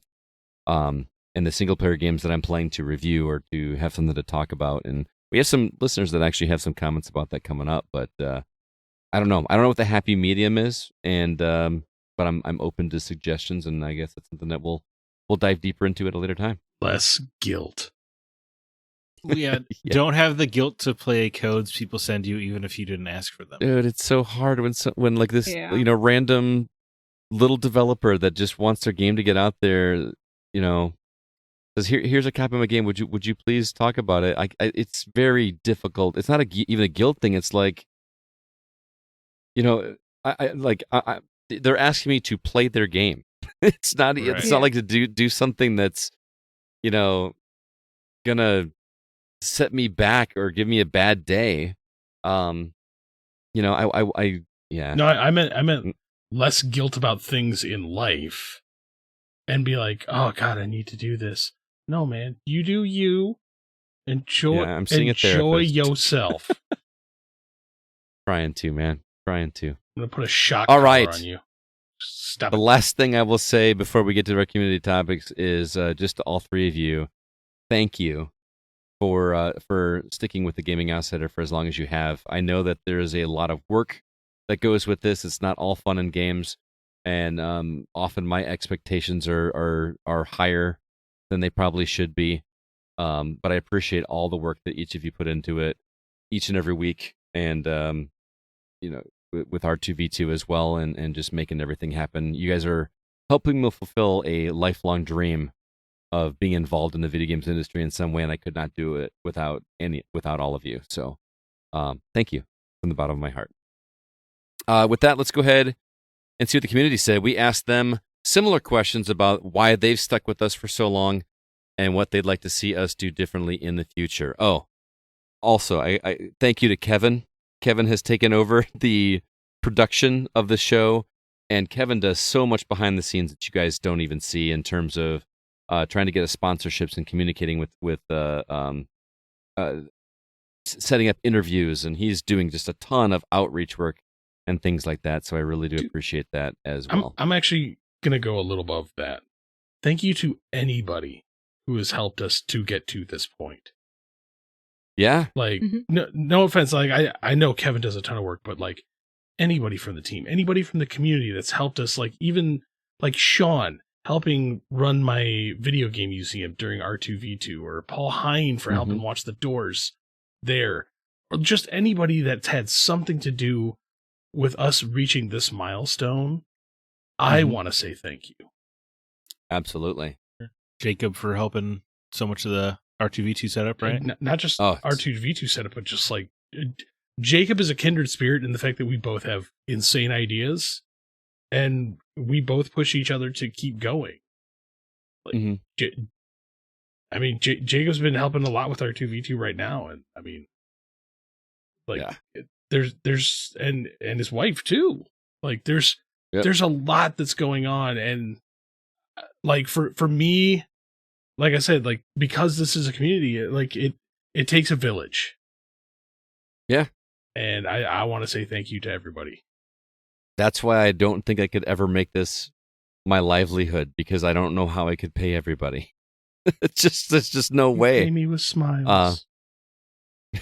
Yeah. I'll pay with exposure. Oh yeah. Nobody wants this to be exposed. To be clear, he pointed at his face, everybody. Yeah, just his face. Nobody can see that. But anyway, okay, let's go to the comments. We'll kick things off over on Facebook. Grant Henry was one of the first ones to respond, and he says, awesome. My best Go-Cast memory is connecting with you for the radio bumper, getting on the show, reveling in the positivity, and then, of course, making music for the show as a result. Every so often, I get a musical idea in my head based on the vibes I get from a crew of people. I did what I felt, and that song is still being used on the pod today. So maybe I wasn't way off? Always a joy to check out The Outsider for the week. Yes, as we've mentioned, Grant does the all the bumpers and the intro music. I believe the word that he used to describe the music that he wrote, the original theme song, he said he wrote that because he thought that we were so upbeat and positive, and he wrote music that to him sounded like the candy Spree tastes like. I don't know if you remember Spree candy. Yeah. Yes, old folks still eat it, Scott. I haven't had Spree in a long time, thank you very much. But I just thought that was a fun analogy, that was the inspiration for writing the theme song there. So that was cool. Zach, you want to take the next one? Sure. Jesper Hasselholm says, I have been listening to the podcast since day one. Keep up the good work. Wow. Straight to the point. Day one. He must really like you for some reason. Again, we're just the gaming outsider. Oh my god. It's all about He's Scott it's all about Clark. Scoot Clerk. Scoot. CV. Sean Coates writes in, can't believe I've been listening for 5 years now. Don't know what magic formula you came up with that makes me come back week after week, but I'll say this. No other podcast has made me want to endure an all ramen diet in order to save money for a trip halfway across the country, and no other podcast I listen to have I had Korean barbecue with the hosts. That was the food we tried in LA. Dad. Yep. Yeah, Sean. Yep. Can't wait to see you again, man. I want to say we tried a burger place too, right? Maybe. I don't remember. A Korean burger place. It doesn't matter. Sean, I didn't know you were killing yourself with ramen. I didn't know that either. I feel really bad now. I don't know if I hope we were worth it. Because we didn't get to spend that much time with him. Because it was like we were running around with our chickens with our heads cut off. You most definitely were. Yeah. Where's Scott? And then even he's gone again. Dude, that was I felt like mothers complain about their kids. And I was like, mom, mommy, mama. I felt like that all day long. It was Scott, get over here, Scott. Oh. Yeah. So like when we actually finally got to sit down, I think we sat down with him at Old Chicago after R2V2 was over, and I was just so wiped out, and I think it took a beer and a half before I was not able to drive home. Like I was just so out of it. So sorry, Sean. Yeah. Maybe next time we'll be able to get some more time. It was very cool seeing you though, Sean. And he was so nice. Like he picked us up at the airport when we flew to LA. Yeah. Mm-hmm. Took us to World 8-4. Yeah, that was the used game store. That was pretty cool. It was right next to the barbecue place, if I remember correctly. I'm sure that's why he chose where my it. SNES copy of Hurricanes came from. I remember that. Yeah. Wow. All right, Alyssa. Jumping over to Discord, Drew Ross writes in, I enjoy the podcast because the Go crew isn't overly negative all the time on everything. Gaming sites, content creators, and social media have become so toxic. They're just out to get more clicks/views. You have these people that are so-called insiders that just make stuff up all the time across the industry. Is that where we got the name? Because we're outsiders? That is the... No, I know. I was just... I thought you were being serious. I was like, really? Yeah, I didn't know I was going to trick you. Sorry. Continuing on, then so many people make it about the console wars all the time between Sony and Microsoft instead of just enjoying gaming no matter what you prefer. Plus, this podcast has pushed me to try games I normally wouldn't have over the years. Because of this, I became a big roguelike fan. I say keep up the good work and don't change for anyone. You're all friends that sit down every week to talk about something we all love and enjoy yourselves while doing it. Oh, that makes me feel good, Drew. Seriously, you have no idea. Dan the man. Save the empire. Honestly, his mention about like trying games that he never would have, that is why I started listening to gaming podcasts. No, that's not true. I started listening because I realized, hey, there's a way I can listen to people talk about stuff that I love. Yeah. But then I continued to listen because I wanted to hear about the games that I was not checking out, that I was not aware of, and I wanted to hear their impressions and see if it was something that I wanted to play. It was fun to hear somebody talk about a game and then go pick up the game for myself and have the similar experience that they did. That is the one thing that we could provide that was different from everybody else, was perspective, in my opinion. You know what I mean? We can all talk about the news. It's going to be the same news as everybody else, but our perspective and our feelings are solely our own, and that's kind of the idea behind the podcast to begin with. So, thank you, Drew. My turn again? Yes, I think so. Mm-hmm. Jacob Gunderson from our team. He said, I've listened for 5 years. That's 250-ish episodes. I don't think I could give a favorite even if I wanted to. I do like how involved you are with your own community. It's not just people sitting at lofty heights that you would be that would be lucky to talk to you. Lofty heights. I don't know. Like we're not. Go sit in your tower, Scott. Yeah, shut up. He's saying we're not those people. You know, I mean, that's. There is usually a Go member somewhere, including myself, I have been honored to know you guys personally and to help out in, on, and around the show. Weirdly enough, one of the memories I have is actually finding the show. Driving to the office, I turned on the radio, and there were commercials. I was in the intersection of Riverside and Forest Hills, and my only thought was, I have to be a part of this. And that's why we have the bags. He's talking about the canvas bags that we give away at R2V2. Yeah. He contacted me and asked to be a sponsor for the show, and that's how we met Jacob. The only thing I would change is to let me be level 7. That producer of yours, Kevin Hogginford, yeah, that guy, he gatekeeps levels like some kind of dungeon master. Now he's got to listen to this twice. Love you, Kevin. That's really funny. For those not in the know, Jacob is in our D&D group. Kevin is our DM, and we have been at level 6 for about 2 years now. Oh my God. To be fair, we've also had to take extended period breaks because somebody's like, I gotta go to Australia. Oh yeah, blame it on me. Or I gotta go to the Porcupine Mountains. Yeah, it's all my fault that we're not at level 6. It has nothing to do And with our bull charging bard of a wizard that hey, don't hate, appreciate. At this point, it's been so long, it would be weird if he made you guys level 7. I think that's been his mantra. No, because he just doesn't want to give more power to the already broken. True story. Baldur's Gate this morning, I hit level 7, and I was like, "Oh, that's what level 7 feels like." And he's like, "Oh man," it's really funny. Never gonna let you live it down, Kevin. Yeah. Oh man. All right, Zach, you're up. Bill Gardner writes in, I've listened since you, Scott, were on another podcast I listened to. Were you ever on Horrible Gamers? I don't think I was on Horrible Gamers, but I was on Horribly Awkward. Yeah. Back in the day. Sure. It feels like shortly after is when that crew disbanded and most of the current crew rebooted it. I listened this long because I enjoy the current crew's opinions and joy of the hobby I love. Someday maybe I'll make it to the convention to meet you all. Hopefully I can find a way to meet up with Scott when he's in Portland again, too. Yeah, I actually mentioned on that thread that I'm going to be there in July, so the plan is to hopefully meet up with him there. I will have to get in touch. You got a busy time here. You got a lot of friends in Portland, huh? No, that's I do now. This is Scott. Like I said, it's just travel. Can't D&D travel. Yeah, it's your fault, man. You got them trapped at level 6, dude. It's so selfish. Scott's been gatekeeping us. Oh my God. I get to see Mike once every 2 years, and Zack once every 4 years since E3's died. So I get to do both of those at one time. I'm looking forward to it. All right, CB, you're up. Oh, here we go. Alan Shack writes in, I still think of the Gaming Outsider as this cool new thing I just discovered a year or two ago, but I need to remind myself that I've been listening to it for longer than my oldest kid has been alive. So it's probably been about 8 years now. That's nuts. Yeah. Scott, when you and I first met, I only had one kid. And he was...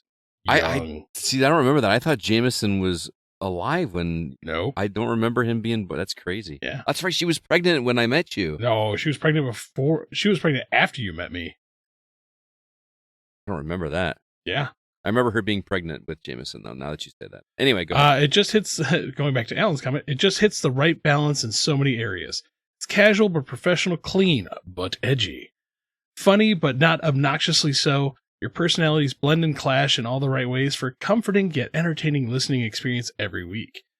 There's a level of organization and journalistic integrity among your whole crew that is hard to find, even, perhaps especially, in the professional world, and it's crazy to think that you're just doing this on the side.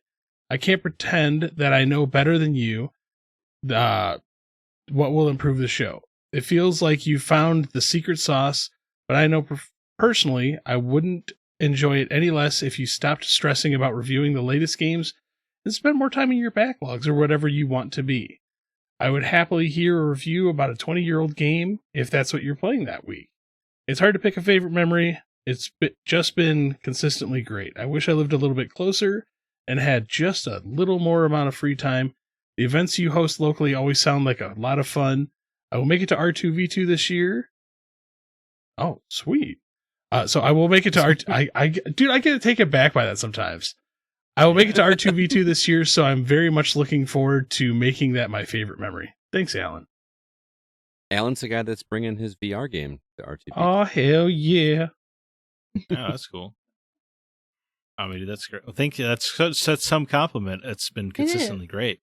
That is that means a lot, Alan, and I hear you. This is the comment I was addressing earlier about less reviews. That is so hard for me to let go because I feel like I'm trying to gain us legitimacy. You know what I mean? Hey, you know what? And you only need to be legitimate in your own eyes. then I just don't want to pay for games. Cheap. We know. Well, I know you're cheap. Yeah, you don't pay any of us. You just told. I don't pay myself. That's how cheap I am. No, but well, you genuinely, I would. Yeah, you did pay yourself with Mountain Dew. Okay, I would love to have a Mountain Dew. I will buy you a Mountain Dew next time I see but you. I need it to come out of the Gaming Outsider funds. It's principle. It can't just be Scott buying me a Mountain Dew. I'll buy one on Amazon and just have it shipped to your house. Just a single one. He's gonna get this giant box filled with air packets and one Mountain Dew. Yeah. That's funny. Alan, though, I have been putting a lot of thought into that because I do a lot of energy into the newer games and reviewing newer games. And I've considered stepping back on that a little bit. I just love seeing those numbers rack up and seeing how many games we review at the end of the year and having something to fall back on and be like, look, when I'm trying to pitch another bigger company into hooking us up with a review copy of their game, I just kind of look at all of what we've been doing as proving to them that we are legitimate. And we've had those conversations, Zach, with, we've talked to some developers about stuff like that. So, right. It still boils down to Scott and his obsession with checklists. He's like, another one done. Check. Dude, yeah, again, I have a spreadsheet. You know this. Mm-hmm. I love that feeling when I get to post on there the link for the review and the link for the episode, and then I move it to the done tab, and then it just makes the numbers pop up, and I get to delete that column off of the pending, and it just feels really good.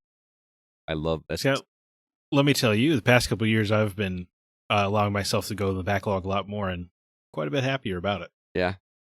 Yeah. It's kind of nice. But then Alyssa's going to have more reviews completed than me. By the That's end of the true, year. yeah. We're having a competition. I just can't deal with that. 2025, abide by that. The year of the past. Oh, Well. like we've had the year of the bow. We had the year of the The year of the grappling hook. the year of the space. Well, that's horror. just every year now, right? Every game's got a grappling hook. Yeah. Yeah. All right, Alyssa. Anyway, well, I don't know. Oh, go ahead. If companies just keep laying people off, there might not be much of an industry by 2025 anyway. There you go. So who knows? 2025, the year of the bag. Wouldn't it be crazy if we just did an entire year where no one was allowed to play a new game? Like we just. I don't think I can do that. I don't think I can do that either. Yeah. Zach, I've finished my 300th playthrough of Sands of Time. Yeah. So good. It took me exactly 45 hours to do that. For 300 playthroughs? You mean? Yeah. Yeah, that sounds right. All right, Alyssa, you're up. Okay. Thomas Bex writes in, I've listened to the podcast since late 2017. I was a fervent listener of The Hollywood Outsider, and through that group, I got in contact with Scott, and we hit it off very well. It's a fun community, and I got to write reviews and share my love for the adventure game genre with you all until life interfered, and I had to take a hiatus from writing. The hosts have great chemistry with each other, and no matter which hosts are present, we are guaranteed a fun show. Scott is almost always very positive about the hobby. Zack brings some left-field humor. CB great knowledge about retro gaming and a lot of enthusiasm, and Alyssa the very welcome female perspective and K-pop vibes. I visited the gang in 2018 and got to spend a lot of time with Scott and CB and other Go-casters, which was a ton of fun. I was a guest on the podcast. I saw CB's immense collection with my own eyes. The guys took me to Wrigley Field on my birthday, and much more. They really made my first visit to the US an extremely memorable one. Hopefully, I can return one day and join in for R2V2 and meet Zack and Alyssa in person as well. That was a lot of That'd fun be having cool. And her. I get to hold it over It would be really Scott cool. to the fact that I actually traveled to another country and hung out with Thomas. Yeah, you did get to hang out with them. You get to have a couple beers with him.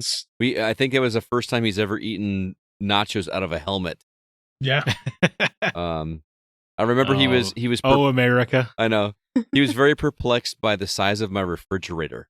He could not believe how massive my refrigerator was when he. You do kind of have a big fridge. I do. Yeah. I just remember eating street meat with him in Ireland. Is that a No, euphemism? that's what the guy called it. It was some guy cooking meat, like a street vendor On the street? And he's just like, I do wish we had that stuff in America, where you're just like walking down the street, just kind of like a market of people, grilling meats or whatever, and served it to us in a Chinese takeout box. But it was just like stew meat. It's delicious. Huh. Nice. Who is up? Is it me? It's you. Kevin round it Honigford, out. our illustrious producer. I've been a fan for a handful of years. I had never listened to a pod before, but was recommended to the go by an old friend. I personally like the way you try to stay on the positive sides of things, and that I don't have to worry about listening to the show around my nieces and nephews because it's clean. There are just not this episode. Holy cow. Well, it's a celebration, yeah. Yeah. There are way more than one favorite memory, ranging from Scott hating the second Genesis to a discussion involving trapezoids for some reason, to all the great friendships and friendly trash talk that have developed with the community and members. It's seriously been great. As far as what I'd like to see in the future, we'll start with maybe Scott admitting that he is wrong and that I haven't read this comment beforehand, and that the Sega Genesis was indeed greater than the Super Nintendo. Zack to come to terms with the fact that Shadow just isn't as cool as Sonic, no matter how edgy he attempts to be to make up for it. Chris to learn how to speak at a consistent volume into the microphone. Can't help it, man. And Alyssa to please give me something to talk trash about her. She's too damn nice. Being serious, though, I would love to see the community game night make a comeback and become a consistent thing. Those are always an absolute blast whenever I'm available to take part in them. Oh, and for Jacob to not be a dick. That is all. It came full circle. Here's to 500 more. I should have read this before. Nope. I'm sorry, Kevin. I'm an animated person and I move around. It's really funny. That's okay. And thank you. And Shadow is always going to be better than Sonic. Oh, no. Obviously. Remember, wasn't it he was torn when they made like a Shadow t-shirt that just had a really cool design? And he was like, I'm still mad about it because I bought him the t-shirt and it got refunded. Oh, no. That's too man. bad. Anyway, thank you everybody for listening and for sticking around with us for 500 episodes of The Gaming Outsider. It's been an absolute honor to have you guys listen to us for as long as you do, or even if you were brand new. We're so happy that you're here and hope that you enjoy the show. I promise they're not all this long every time. Next week, for episode 501, we don't have a topic yet, so stay tuned to the social media outlets. We will let you know what that topic is going to be. But that is going to do it for this episode of The Gaming Outsider. Thanks so much for listening. As we mentioned, the episode is produced by Kevin Honigford. All the music you hear is written and performed by Grant Henry of Stemage and Metroid Metal. If you'd like to check out his stuff, you can do so at stemagemusic.com. Please be sure to email us if you have any questions or concerns, unless you were trying to sell me SEO optimization. I get it. I don't want to pay money for SEO optimization, and I am not interested in having you as a guest poster on our website. Stop it. A guest poster. But wow. If you'd like to, our address is feedback@thegamingoutsider.com. Zach, do you have any parting words or recommendations for our listeners? Oh, man, I don't know. It's so hard on a celebration episode. I started Shogun, one of the best pilots I've seen in years. Oh, you're making me want to watch that. Dude. Just an exceptional start. As a fellow Game of Thrones connoisseur, Scott, I think you'd really like Shogun. Okay. All right. It is It definitely just about, wrapped up, didn't it? Yeah. It is definitely more about playing the political game than anything else. Interesting. At least so far. This is good. That's really all. All right. Shogun. I was my socks were knocked off. Nice. Alyssa, how about you? I've got two, but they go together. They're both films, Concrete Utopia and Badland Hunters. Concrete Utopia, you currently have to rent on demand. It's not streaming anywhere. And Badland Hunters is on Netflix. Kind of weird that they're on two separate things, but they are connected. The casts are different, directors are different, the genres are different. They're connected by one single event, which is an earthquake that destroys Seoul, South Korea. And in Concrete Utopia, it takes place immediately after, and there's an apartment building that's left standing. The only apartment building left. Everyone else has fallen. And of course, people want to get into this apartment building. They want the food, the water, but, the people that live there want it to be just the residents. And yet, you see how humans react in times of crisis in that movie. It's much more serious. It's much more of a drama. Fantastic movie. Then you go to Badland Hunters, which takes place about, I think, 3 years after Concrete Utopia. And it's a post-apocalyptic wasteland. And it's got Ma Dong-seok, who goes by the name Don Lee in America. He's a badass. This is very much an action movie that's got sci-fi elements, and is so bloody and gory and fun. So, you don't have to watch you don't have to watch both of them, but if you do, you'll see connective tissue. And it's just so fun to go from one genre to another and have two completely different movies, but they're connected by one central event. And yeah, I recommend both of them, but again, they're two different genres, and Badland Hunters is more accessible at the moment. Okay. But I recommend both. They're great. Very cool. CB, how about you? Ooh, two quick ones. Clarkson's Farm. For those who don't know it, I was a big fan of Top Gear, Grand Tour. Jeremy Clarkson has his other show, Clarkson's Farm, where basically he, former car show host presenter, who's like, I'm going to start a farm. They just released their third season. The show is fascinating. It's on Amazon. Watch it. It is great. Great show. 2, Zack, Shogun. Yeah. It's so good. I went and bought the original. Oh. Wow. Is it a original TV show or a movie? It was a TV show. Oh, I didn't know Yeah. that. So the Shogun that we're watching is actually a remake. Oh, they're both adapted from the same book.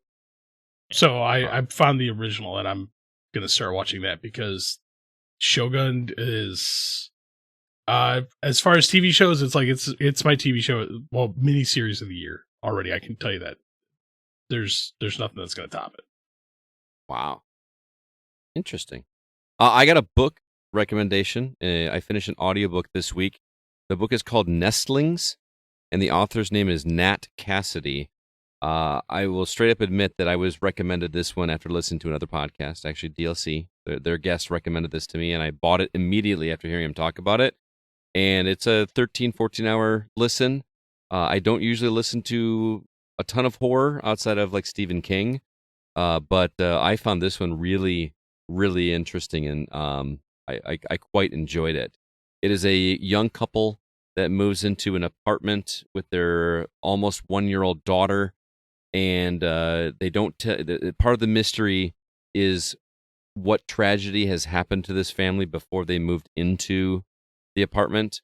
The wife is in a wheelchair, and some spooky things start happening in the apartment, and that's all I'm going to tell you.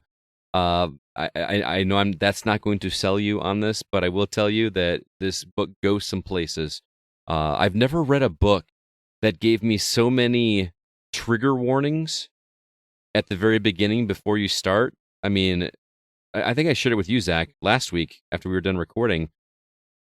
There was like 15 different things that they said that there were trigger warnings for this, including, racism and I don't even want to tell you the things that are listed there because it kind of ruins the story. You know what I mean? I almost wish that they didn't put those trigger warnings on there because it girded my loins, as it were, for something that I wish I would have just gone into blindly. So I'm kind of torn on the whole that. But Nestlings, Nat Cassidy, it's got a really interesting. It's one of those books that I feel like, why has this not been made into a movie yet? And part of the answer to that is that it came out last year or this year. It's relatively new, so it hasn't had time. But highly recommend checking it out. It was quite good. So thank you guys for the 500th time or 450th time, Chris. Whatever. I love y'all so much. Thank you so much. So until next week, I'm Scott Clark with Zack Parkerson, Alyssa White, and Chris Behrensmeyer, and we are the Gaming Outsider. Remember, there's no such thing as a bad thing, just games that aren't for you.